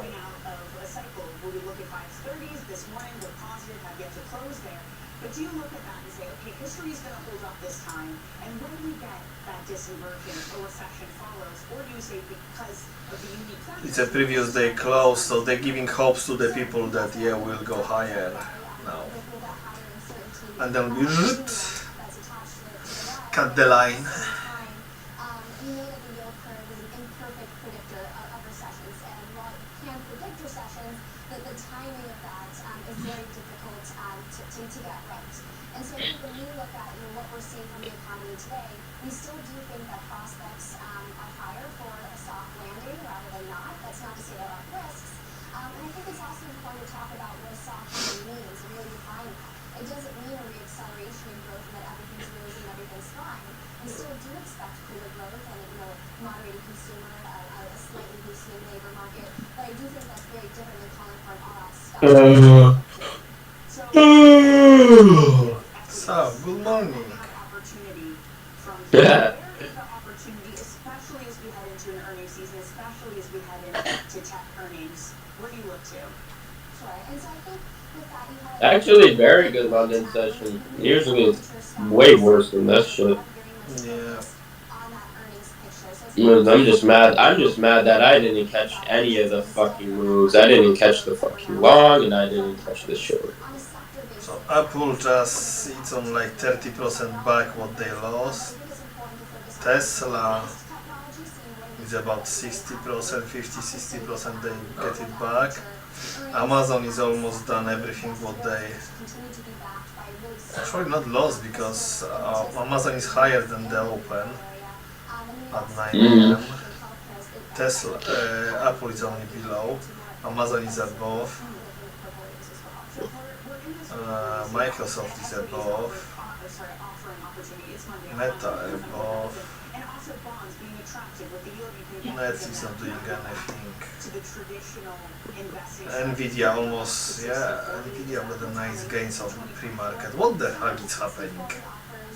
There is no news. What's happening? Why this has such a big buys and sells on a pre-market on a stock? I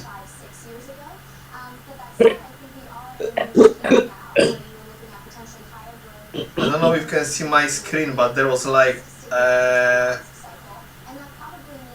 you can see Microsoft going up, dropping, and now gaining back everything what they lost. Netflix lost a lot, then gaining back. Nvidia go up, drop down, and now gaining back everything. Same Tesla. Yeah, and this is the drop which I was saying that VIX won't allow to go anywhere. Yeah, 1 minute WMA. Rejection. Slim.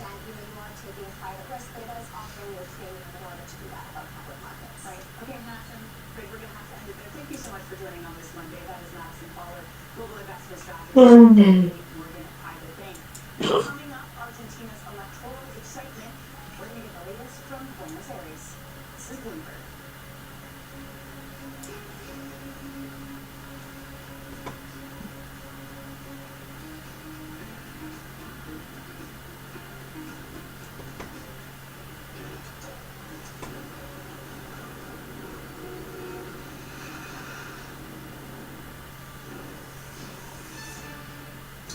That was nice short entry, 50% of 4-hour fee from 70, and you got your 20 points.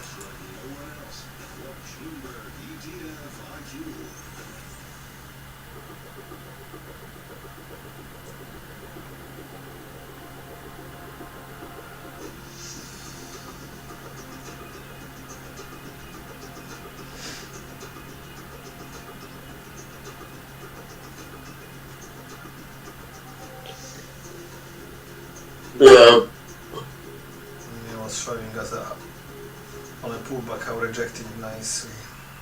Okay,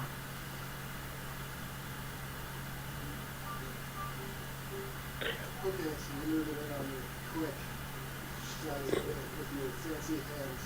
Okay, I'll take a short now if we come back up. Tired, exhausted balls. He's a troublemaker. Yeah. What did you get up to this weekend? Just robot stuff. More chess. I was practicing for you. I think you're pretty good. Ooh, I don't like that. I will take this. Put it over here. Not cool. Not cool. Alright. I will concede. I concede. Got me, dude. Ideal for long, yeah, in my ass. Thank you, sir.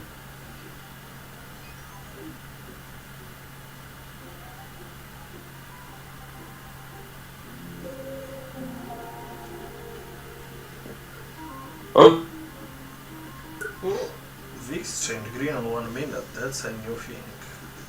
Fuck. That's not what I like to hear.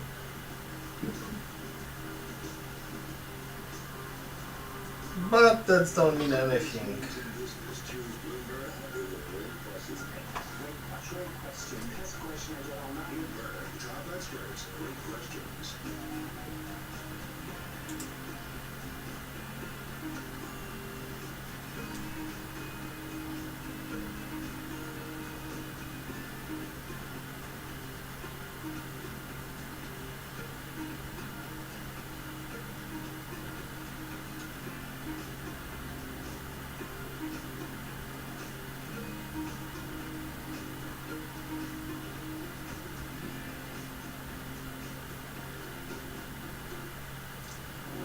That's the POC from... That was holding us. Why we couldn't break it. Argentina on Monday will wake up to one of investors' most feared scenarios for the country's presidential election on Sunday. Economy Minister Sergio Massa is heading to a runoff vote on November 19th versus outsider candidate Javier Milei. Massa pulled off a major comeback Sunday by winning the general election with 36% of votes, while Milei actually lost some momentum, receiving 30% of votes. The pro-market candidate Patricia Bullrich was eliminated from the race after only securing 24% of ballots. Now Argentina will choose between Massa, who oversaw Argentina's economic crisis marked by strict currency controls and capital restrictions, versus Milei, who wants to change Argentina's currency from the peso to the US dollar. That's a proposal that many economists say would create hyperinflation. Whether Massa or Milei, Argentina's next president will inherit titanic challenges. The country is heading into its 6th recession in 10 years. Inflation has pushed 40% of the population into poverty. And still, Argentina owes $44 billion to the International Monetary Fund, and its current agreement may need to be renegotiated yet again. Looking forward, a big question is the city of Buenos Aires. Patricia Bullrich won 40% of the votes in the capital, so where her voters go during the November 19th runoff could decide who is Argentina's next president. Reporting in Buenos Aires, Patrick Gillespie, Bloomberg News. The latest there on the Argentinian election, again from our reporter Patrick Gillespie. And a quick check on Apple in the pre-market. We've seen its assembler on hay. This is, of course, the parent of Foxconn. That fell 2.9% after Chinese authorities reportedly launched probes into Foxconn. This is according to the Global Times. Units there are going to be undergoing tax audits, and the Apple supplier's land use in some regions will also be reviewed. Now, it's important not to underdo how big Hon is to Apple. It is its biggest supplier, 55% of revenue coming from Hon. You can see that by going to SEL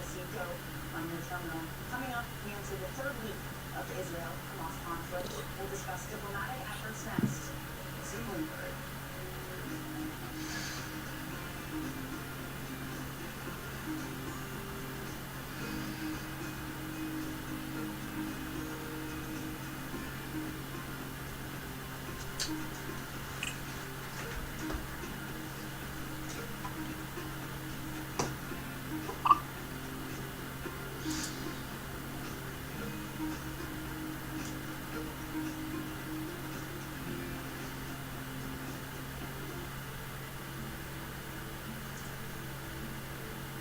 You're going to name a couple of your babies. I don't know if I'm asking you to choose amongst your children, but some of the most recognized babies are you, of course, Yeah, the shorts are really much better options for now. the Great British Museum. What was your favorite? Yeah, I'm waiting to get into one. Because, first of all, it's an energy. Don't wait too long if you want to enter. So it transformed something that was dependent on fossil fuels, uses all the technology to produce something which is essentially carbon neutral and is a public building. That's a statement. It's a symbol of a city, it's a symbol of a nation. It incorporates works of art. It's recycling an existing building, which, as I mentioned earlier, is the ultimate in sustainability. If you can give a new life to a building, it also.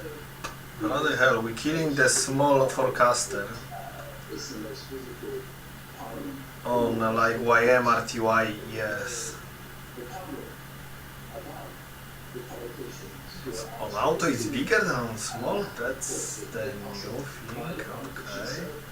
It's a demonstration of democracy in action. That market is very strange today.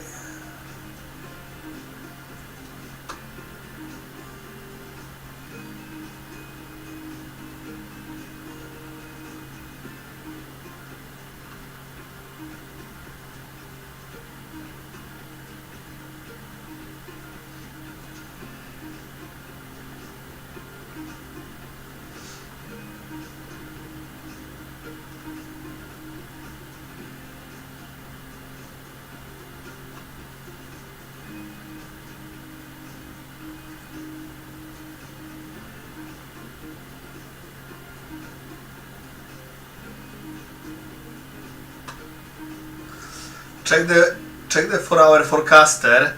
On small, we've got a smaller setting than on auto. On auto it's much bigger.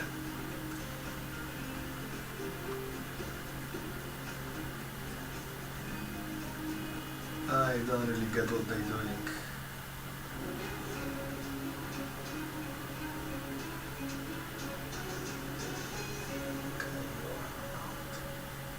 Israel is set to hold off a Gaza ground invasion as Palestinian aid and diplomatic efforts to release hostages accelerate. Treasuries and gold fall along with crude oil as investors dial back hedges against an escalation in the Middle East. Plus, the yen briefly crosses 150 as divisions within the DOJ grow. Plus, shares fall in the public arm of key Apple supplier Foxconn after Beijing launches investigations into its Chinese operations. Happy morning, Monday, and a good morning to you. Welcome to the Pulse. I'm Danny Berger in London. Now, the timing of a ground invasion into Gaza remains uncertain. Oh, what the fuck? Yeah. This ball is way different than the auto. Yeah. That's interesting because usually the auto is smaller. Yeah. Like we're only in the cheap. We're just going out of the cheap box right now on the auto. The fuck? That's so interesting. Developments over the weekend, both on precedent on aid, in the sense that there was the first aid that crossed into precedent, also the hostage release, and the hope is that that will accelerate more aid and more hostages. What we can say about aid is the first deployment was 20 trucks that crossed over the border with Gaza. Every sort of aid organization in the UN said that is really a fractional amount of not only what is needed, but also what was going into Gaza. Previously, the UN would level sending closer to 100 trucks a day.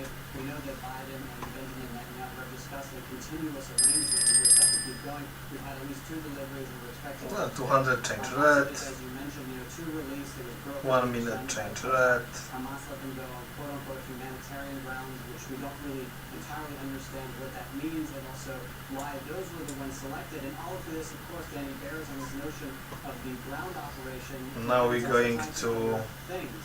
And the question is, they've continued the aerial assault. 93, 95. Gaza, but we're seeing more and more activity on the southern border of Lebanon, where there's going to be more. There's been more and more skirmishes, and we have tens of thousands of people that have been evacuated from the Lebanese border, from the Israeli side. And in fact, I've been living in this hotel for 2 weeks. So the first part of the time I was there, I was meeting a lot of people that were evacuated from the south. Now we understand that a lot of people that are there are the ones that have been evacuated from the north. And Alberta, I mentioned, we're going to see both the French and the Dutch leaders come to Israel. What are we expecting on the diplomatic front? So those are, yes, as you say, Mark Rutte will be here later today, and Macron will be here tomorrow. We understand also the Greek Prime Minister will also be here. And we expect some of the same rhetoric that we've heard from many of the Western allies of Israel, which is also unflinching support, but at the same time, the how they go about this operation in Gaza is going to be critically important. Another thing that we should mention, Danny, is that actually right now, as we speak, there's going to be more footage that is being currently streamed to journalists by the IDF, 40 minutes of tape that came from the Hamas attackers that are being shown to journalists right now, and will be eventually distributed, some portion of that out to the public, which is important because of the temperature and the tension and the rage that still exists over the attacks from about 2 weeks ago, which bears, of course, on the Israeli response. And we should also say that there is the rate decision of Israel a little bit later today, which will be watched closely. The economic side of this has not been sort of the primary focus, but we'll be hearing from the central bank about what the long-term economic consequences of this war will be. At least Cloud change red, we stay before press 200. conference with some questions that will be taken out. Right, Oliver, thank you very much. That was Bloomberg's Oliver Cook in Tel Aviv. All right, let's get you some other top stories on the Bloomberg terminal this morning. Greece's credit rating has been raised to investment grade by S&P. It's the first such move by one of the big 3 assessors since the country was shaken by a debt crisis more than a decade ago. Friday's decision puts Greece at BBB- with a stable outlook. The move also comes after the re-election of reformist Prime Minister Kyriakos Mitsotakis back in June. And the U.S. House Republicans have set up a 9-man contest for the Speaker's post. It includes Representative Tom Emmer, an ally of ousted former Speaker Kevin McCarthy. Lawmakers are expected to start the election process tomorrow after McCarthy's removal earlier this month hamstrung Congress and halted fiscal priorities. The U.S. faces another funding deadline next month. Switzerland's right-wing People's Party has scored one of its biggest national election results.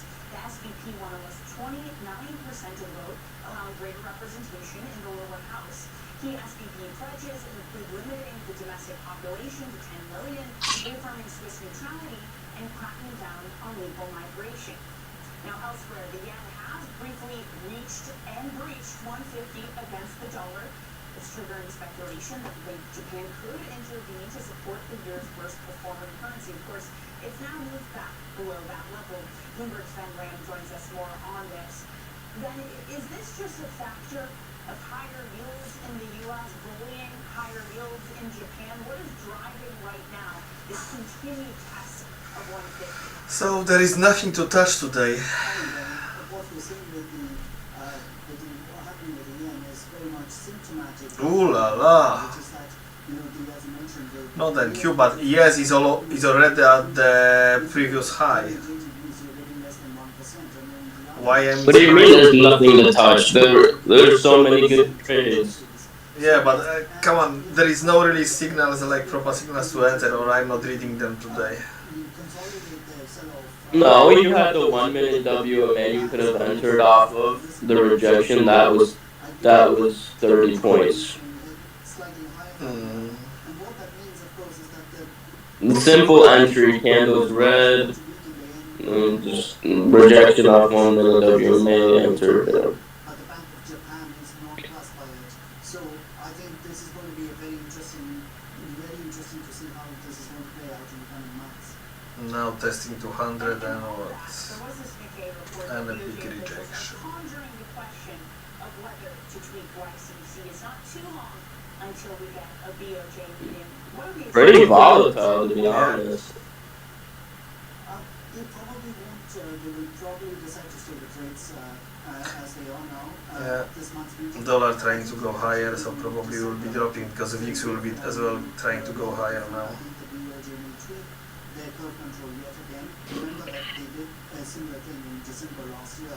So that's when they seem to be wanting to catch the markets unaware, because December is typically a time when portfolio managers are winding down their positions and things like that. So I think that's probably the time frame we are looking at.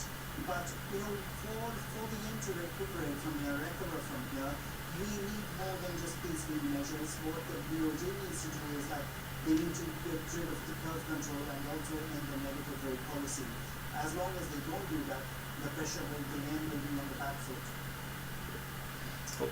Okay, we're bringing POC here.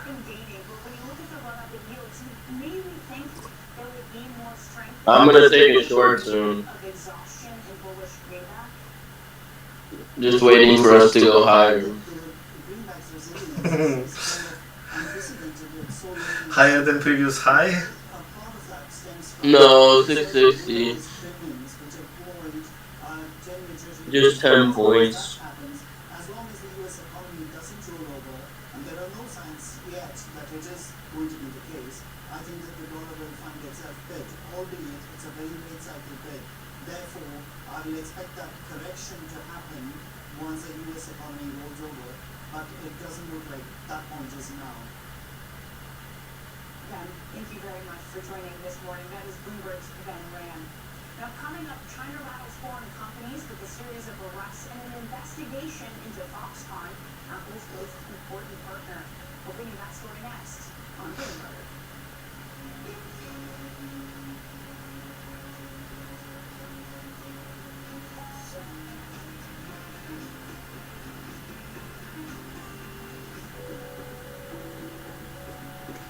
Yeah, the cloud is grey now on the VIX. It's not green anymore. What was we're working on at the moment is how do we charge back into Ukraine as soon as the European authorities say it's safe to fly in Ukraine again. Now, nobody knows what that's going to be.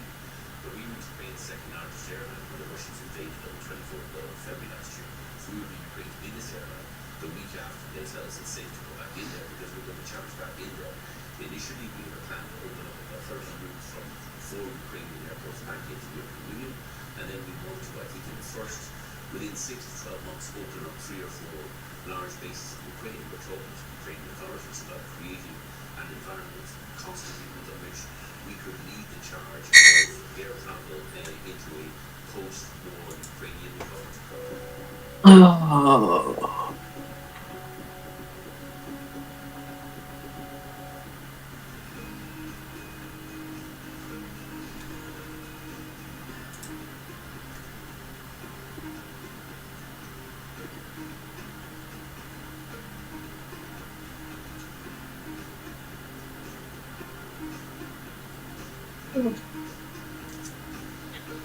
Yeah, definitely they'll be bringing POC here. But if they will bring it here, then we'll see if this will be a bullish or bearish. So far, probably bears they will try to bring the POC here because it will be easier for them to push lower.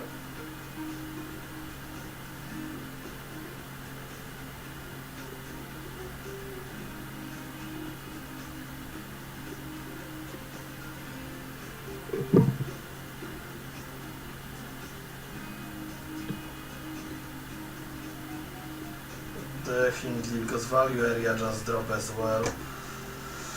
So we test and they didn't allow us to make any more of it.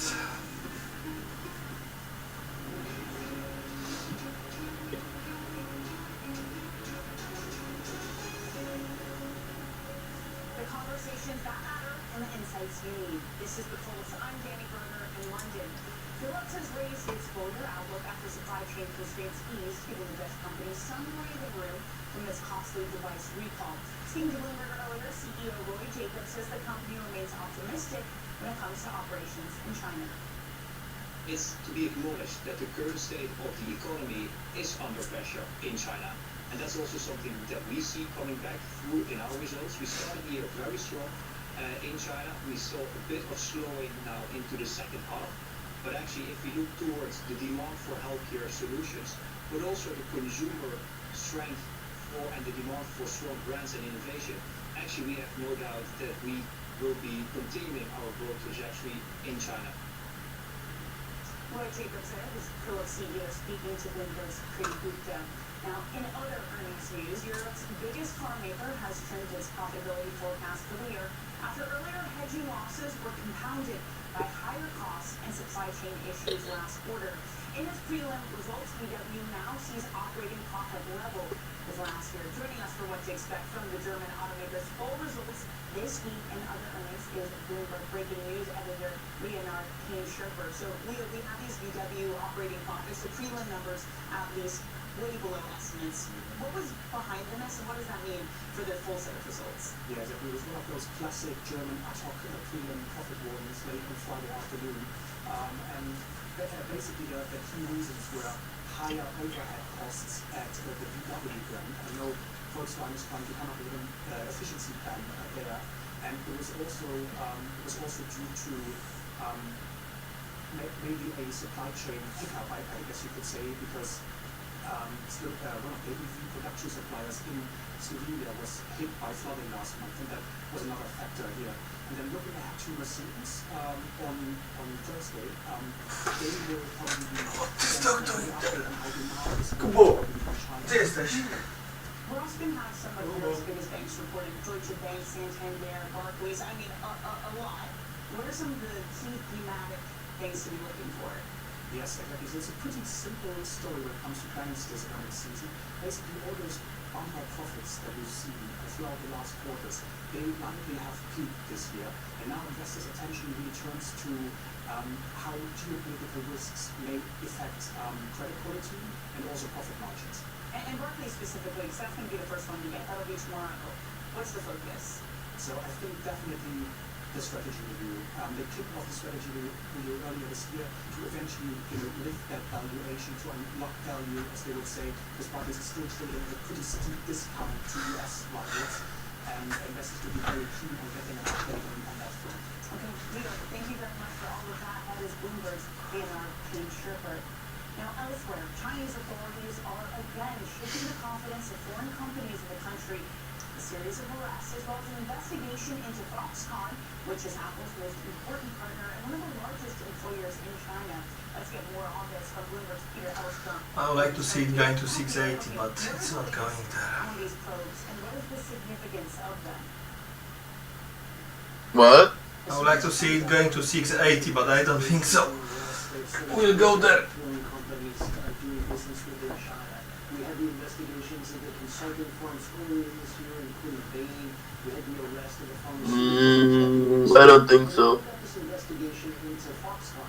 Foxconn is not just another company doing business in China. It is the most important partner for Apple. It makes the vast majority of the iPhones that are sold out into the world. And it's an enormous employer within China, too. It employs more than a million people in different factories around the country. So this is a very serious investigation. Authorities say that they're looking at tax issues with the company and also land use within the company.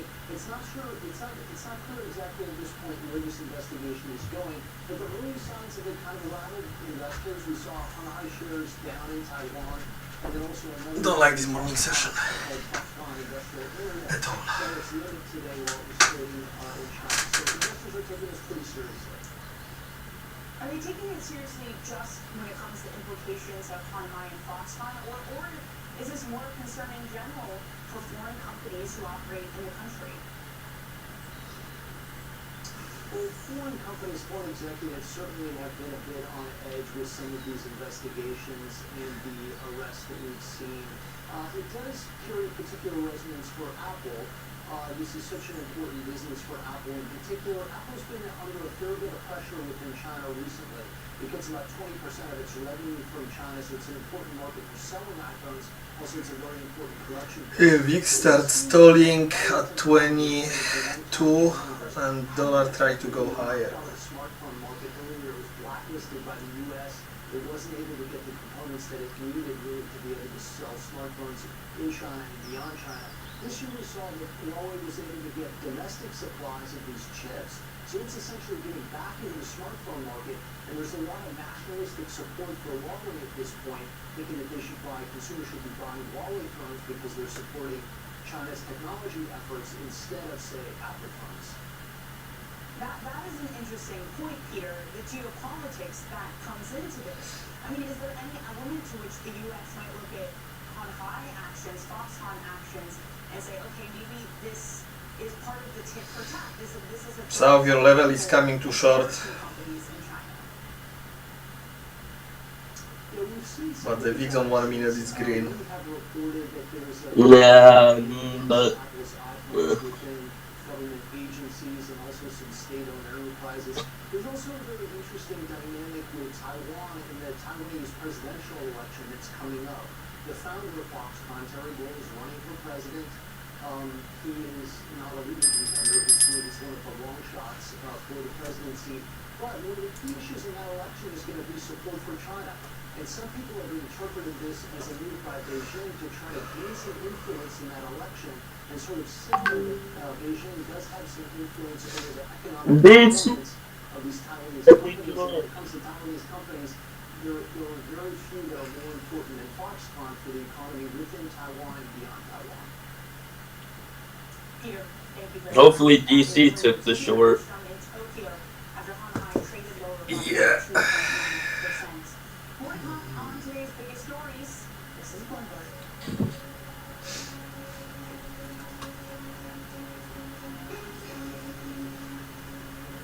Cryptocurrencies had its critics and still have many critics. Blockchain, nobody seems to be against that as a concept, depending whether you use it properly or not. So you are still fairly bullish on blockchain technology? Yeah, I feel a bit of a skeptic on cryptocurrencies themselves. ES is much stronger because like ES YMRTY, they're at the previous high. Only NQ cannot go there. But I've always been of the belief that distributed ledger technology or blockchain technology has applications in the financial services world. The range is getting smaller and smaller, so They bring in POC here. Authorized by government is a good thing or not? Do you think the United States is going to be at the leadership of that or following other countries? Depends. They'll drop POC like 50 points. Currency backed by a government, potentially greater ease of execution of transactions and greater visibility. If you use the central bank digital currency to intrude on the privacy of the individual citizen, or to eliminate the role of the retail high-speed bank from the financial system, then there are potentially very significant implications. That could be a consequence of a central bank digital currency. News and global leadership are on Bloomberg. Right from the start, we decided to open our border and to take in millions of refugees from Ukraine. We believe, and we still believe, that it is necessary, and we try to serve as neighbors should do. If you want peace, if you want the neighborship development, Spain from Ukraine and the country, because I think all of it is critical that they will not bring the country. Nobody covers the top global leaders like Bloomberg Television and Radio. Context changes everything.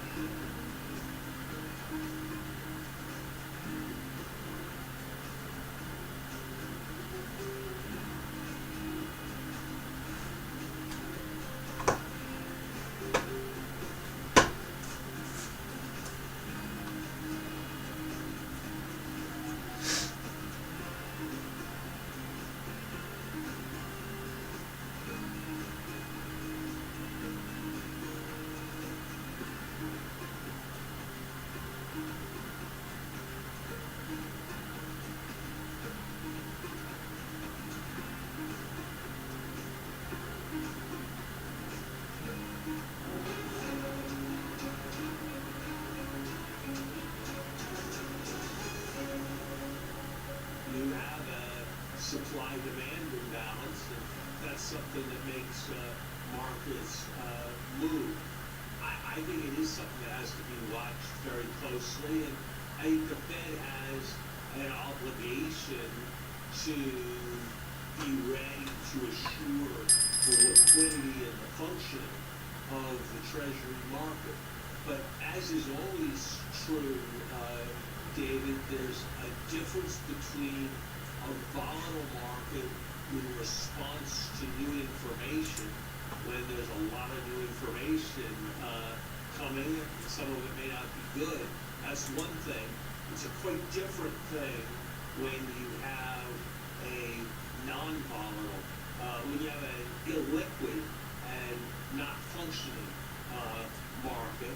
I haven't seen evidence yet that that's where the Treasury market is, but certainly that's something that the Fed, and particularly its outpost in New York, needs to be watching closely.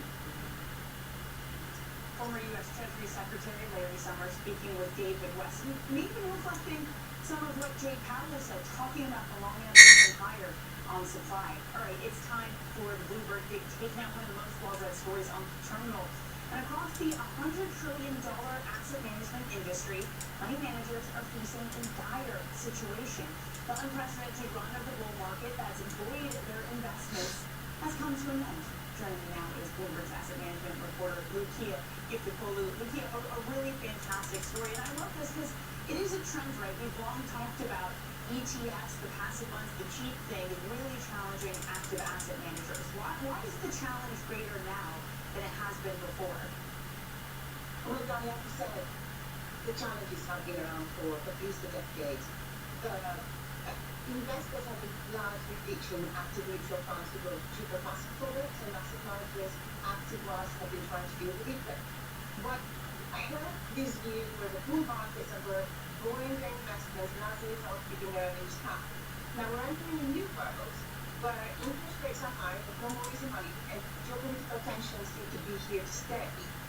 So these guys have a bit of an issue because there's nothing to cover their investments if markets stop rising, and there's no cash going into the funds to offset the very heavy outflow that we're seeing across the industry. It's interesting. I was just at a JP Morgan briefing for their long-term capital outlook, and they said, look, markets are about to get more difficult. The bull market is over. Therefore, you need active managers. You need hedge funds. Kind of pitching for the opposite, saying that because markets are getting worse, that's when we can outperform. Are many managers relying on that, or is there anything more actively they can do to reverse it? This has been the last quite a few years that people will come back to us and they will need that when markets are more challenging. But if you look at the data, the passive products have been gaining more and more market share depending on where the markets go up or down. And they are about half of the money managed across active and passive funds in the US right now. 10 years ago, they were 27%. So it seems that people prefer to pay less money than trust the active managers. That, of course, I'm here to be proven wrong, but that has been the narrative for quite a few years, and the trend has not reversed. So while it sounds like, it should or could be the case, the numbers are not necessarily supporting it so far. And Lucia, I love how you describe this in this story. It's a slow decline into a cliff edge moment. What tips these firms over the cliff edge? Well, I think there is a general consensus across the industry that an extended bull market will keep many of these companies over the edge, because when your margins are well squeezed, M&A has to be well. Actually, 36 was a nice buy. Have made you all look more like a child than less. And then you have markets stopping to cost the revenue and no new money going in. You can see how many of these guys that don't manage to differentiate or transform themselves might just gradually stop existing. Right. Lucia, thank you so much. That is Lucia Giftikolu with the Bloomberg Big Take. You can report treated by going NI Big Take on your terminal. A quick check on treasuries as we head to the end of the hour. We are looking at yields moving higher. A carbon copy of what happened last Monday when we got the reversal of a haven bid into treasuries. We are looking at a 530s curve, which is at the moment positive trying to close into positive territory for the first time since August 2022. Apple also softer in the pre-market trade, down by 0.7%. China reportedly has started into a probe of on high. That's, of course, of the parent company Foxconn. Up next, I'm sticking around. It's Bloomberg Brief with me, Amanda Spaney.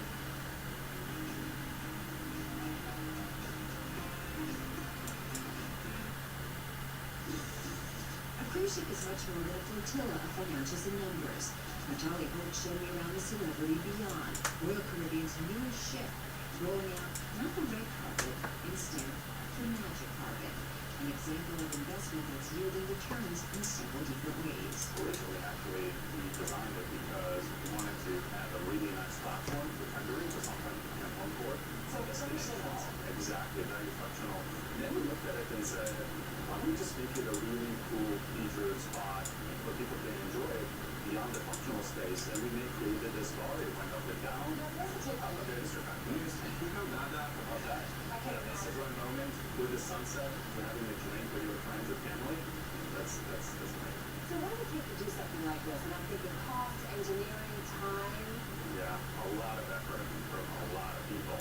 So it starts with just the design and the conceptual aspect of it, and they need to figure out a lot of technical factors, the weight, the wind, and so lots of hours of really hard work.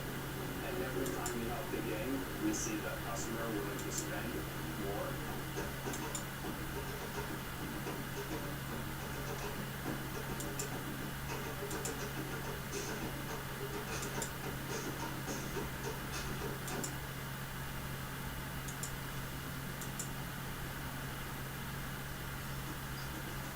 Did art conservation help you in any way to be a better investor? And should a lot of good investors who learn how to be art conservative as well, or not? I think that in conservation and art history and liberal arts, I think differently than a lot of people that have just done finance.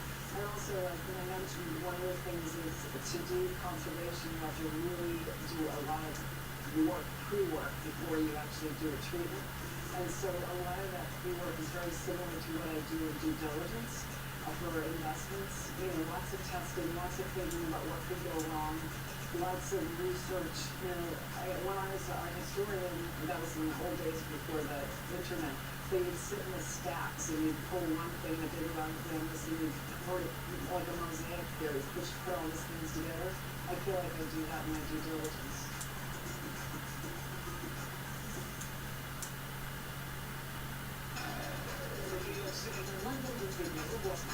Okay, going for a new low.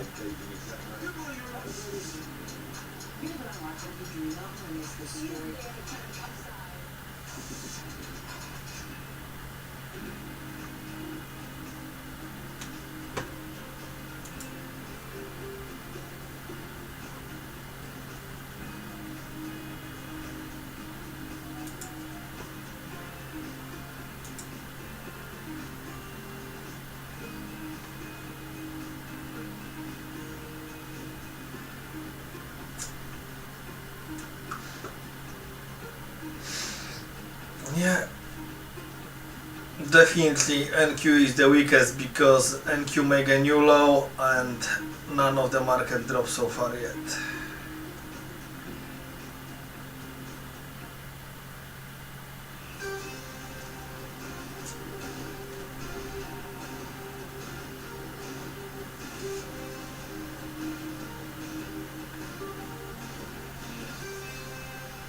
Good morning from our world headquarters in New York. I'm Dennis Manning. And from our studios in London, I'm Danny Berger. Welcome to Bloomberg Brief. Let's set your agenda. Leaders of the US, Canada, France, Germany, Italy, and the UK hold a call on Sunday to strategize preventing the Israel-Hamas war from spreading to the wider Middle East as diplomatic efforts continue to secure the release of more hostages. Oil and gold reverse their rally as treasuries fall. All ahead of a big week for tech earnings, nearly 16 White candles click on. of earnings hit the 10. And China cracking down on foreign firms with a series of arrests across the industry's probe into Apple supplier Foxconn. A very good morning. It's a mirror image of last Monday. Yields are rising. Pair of steepeners are the trade of not just the month, but again, refreshing this morning, pushing higher on the steepness. S&P 500 down 0.2%. We have wiped out October's gains. We were down 1% on Friday. And again, Mike Wilson warns over Morgan Stanley. The view on profits, and you have nearly $16 trillion worth of equities coming with their prints this week, is too optimistic. You're going to have Amazon, Microsoft, Alphabet, along with that. So the big tech components are going to be there. It's certainly worth keeping an eye on what's happening geopolitically in China, as you see arrests being made at Foxconn. Again, tech falls to a record low in China. So there is angst again in the sweeping brim of politics. What the fuck? We're at 620 now. Yep. My order didn't get filled by 4 points. Fuck's sake. Tough life. So again, we're barreling into I suppose, the beast of earnings. Danny, good morning. Good morning, Manus. And it is really equities and bonds where the action is this morning. Everywhere else is uncertainty reigning supreme and fighting for directions. When we woke up this morning, early hours of Europe, crude was down decisively. That has ended just in the past 15 minutes. We're now little change on WTI at $88 a barrel. There have been relief that a ground invasion seemed delayed in Gaza, but there is still plenty of concerns about escalation. RBC says for their part, should that happen, we'd add $10 onto crude, but the durability... Yeah, the oil going up and gold going up, VIX going up, and indices going down. But NQ is the weakest. Only NQ create a new low. The rest of them is still holding.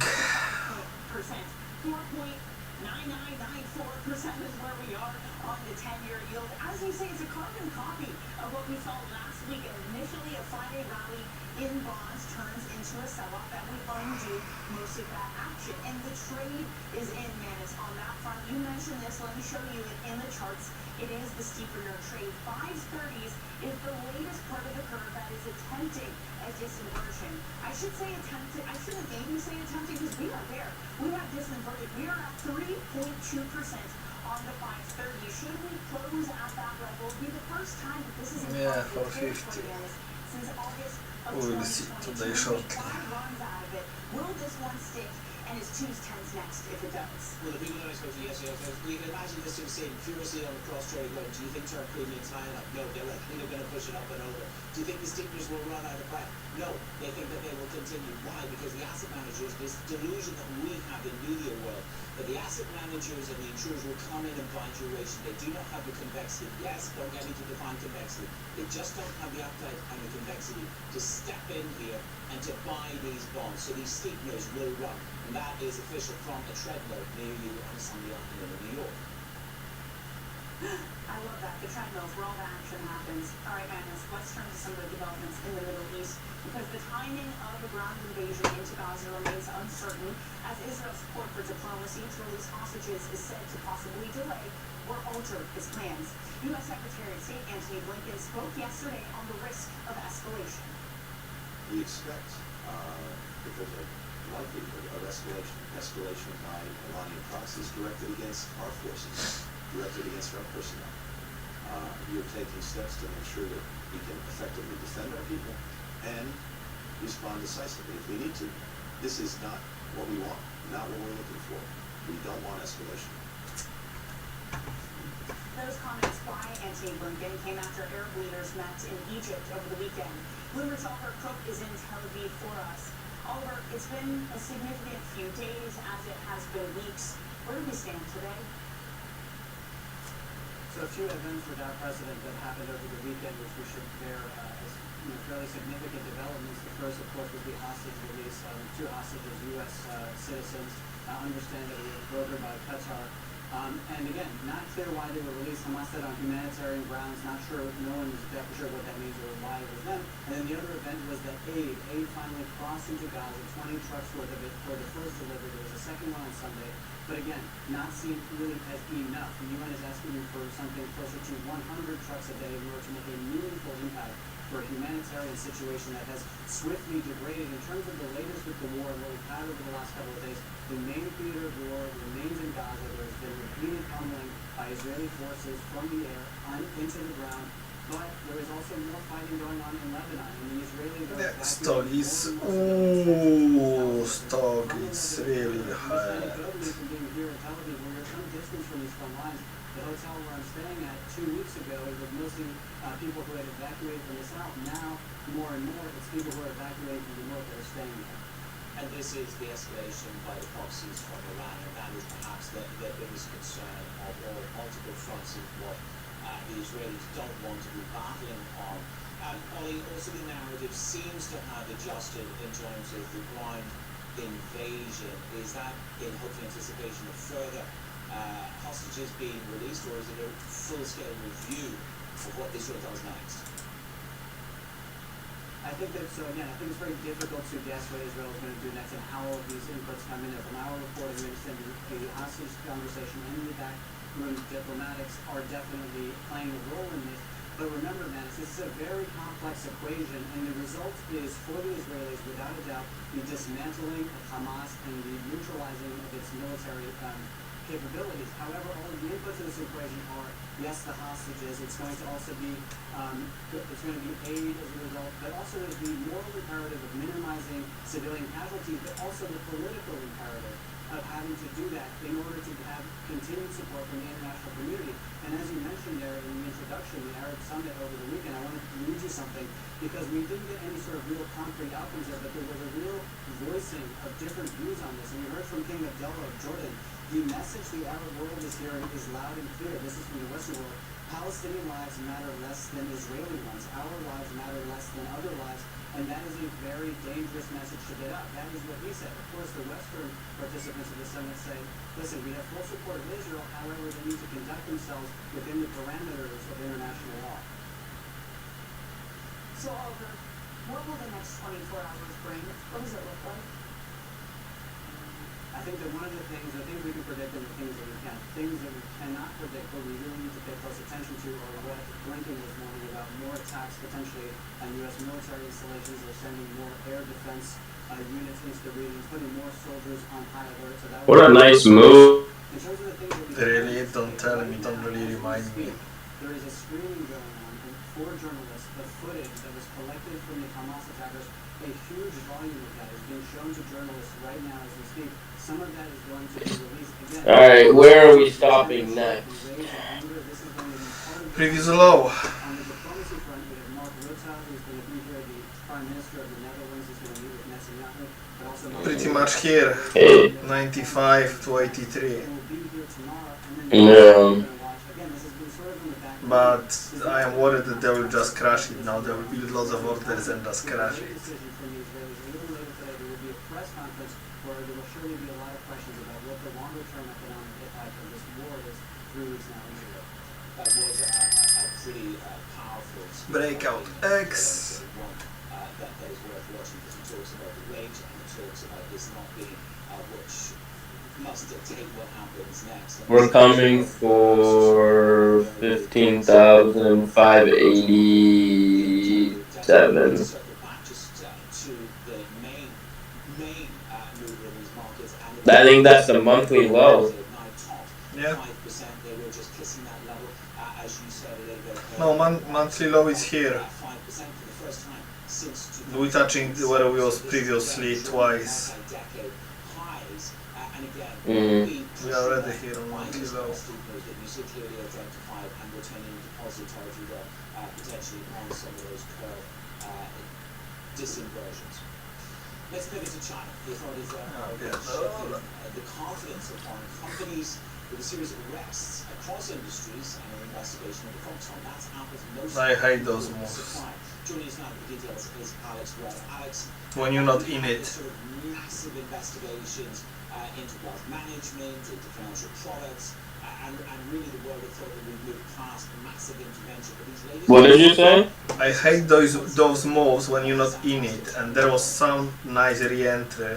Yeah, so the main one really is the Foxconn investigation. Ian, As ever, regulators been to WMA twice, but I the first was time saying was that just The best thing I was just saying, they try only. But Here I was just saying they trying to only show that the Bulls are got the strength and they will drop much more. And here you go. no. But the first time when we moved up, you were scared that we were going to come back up to 790.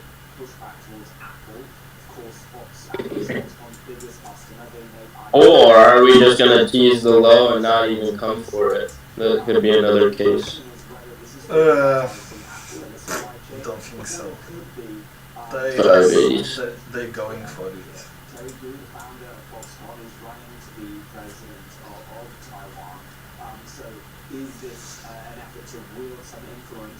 This is going higher and higher. Make the new high, make the new low. Considering, Alex, that there's some geopolitics, a geopolitical element to this, does this reignite those worries for foreign companies? Does it reignite worries for Apple specifically? Yes, absolutely on both counts. Right? We've seen a sort of slowing in the foreign direct investment in China. A lot of it to do with the way that they have targeted their own tech companies in recent years and tried to rein in their power, thinking about Alibaba in particular.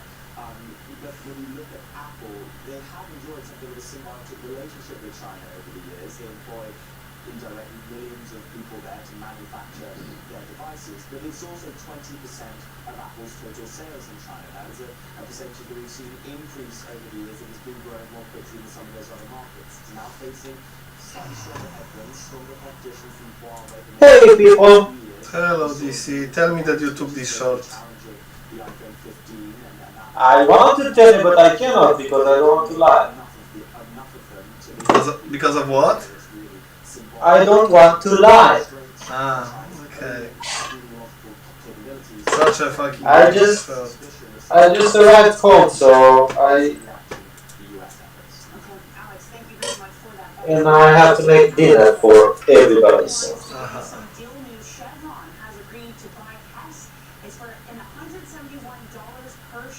How do you guys do?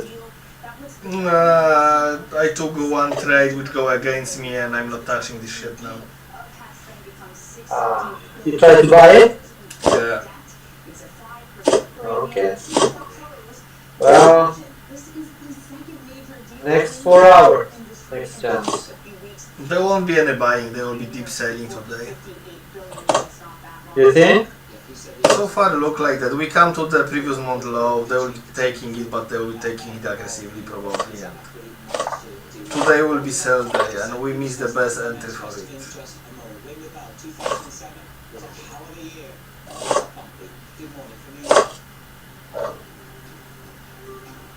Okay, so just waiting. I am 100 points from my entry where I really could enter. There was so nice entry here. And you didn't take it? Yeah. And even here on a retracement. And there was another entry here when the search started printing exhausted bulls and everything. Gotcha.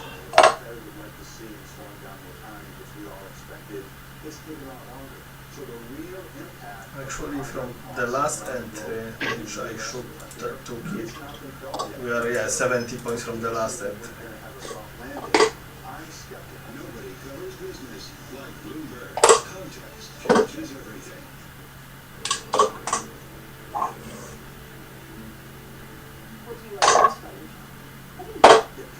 Okay. Well, New York then. Yeah. That's my idea.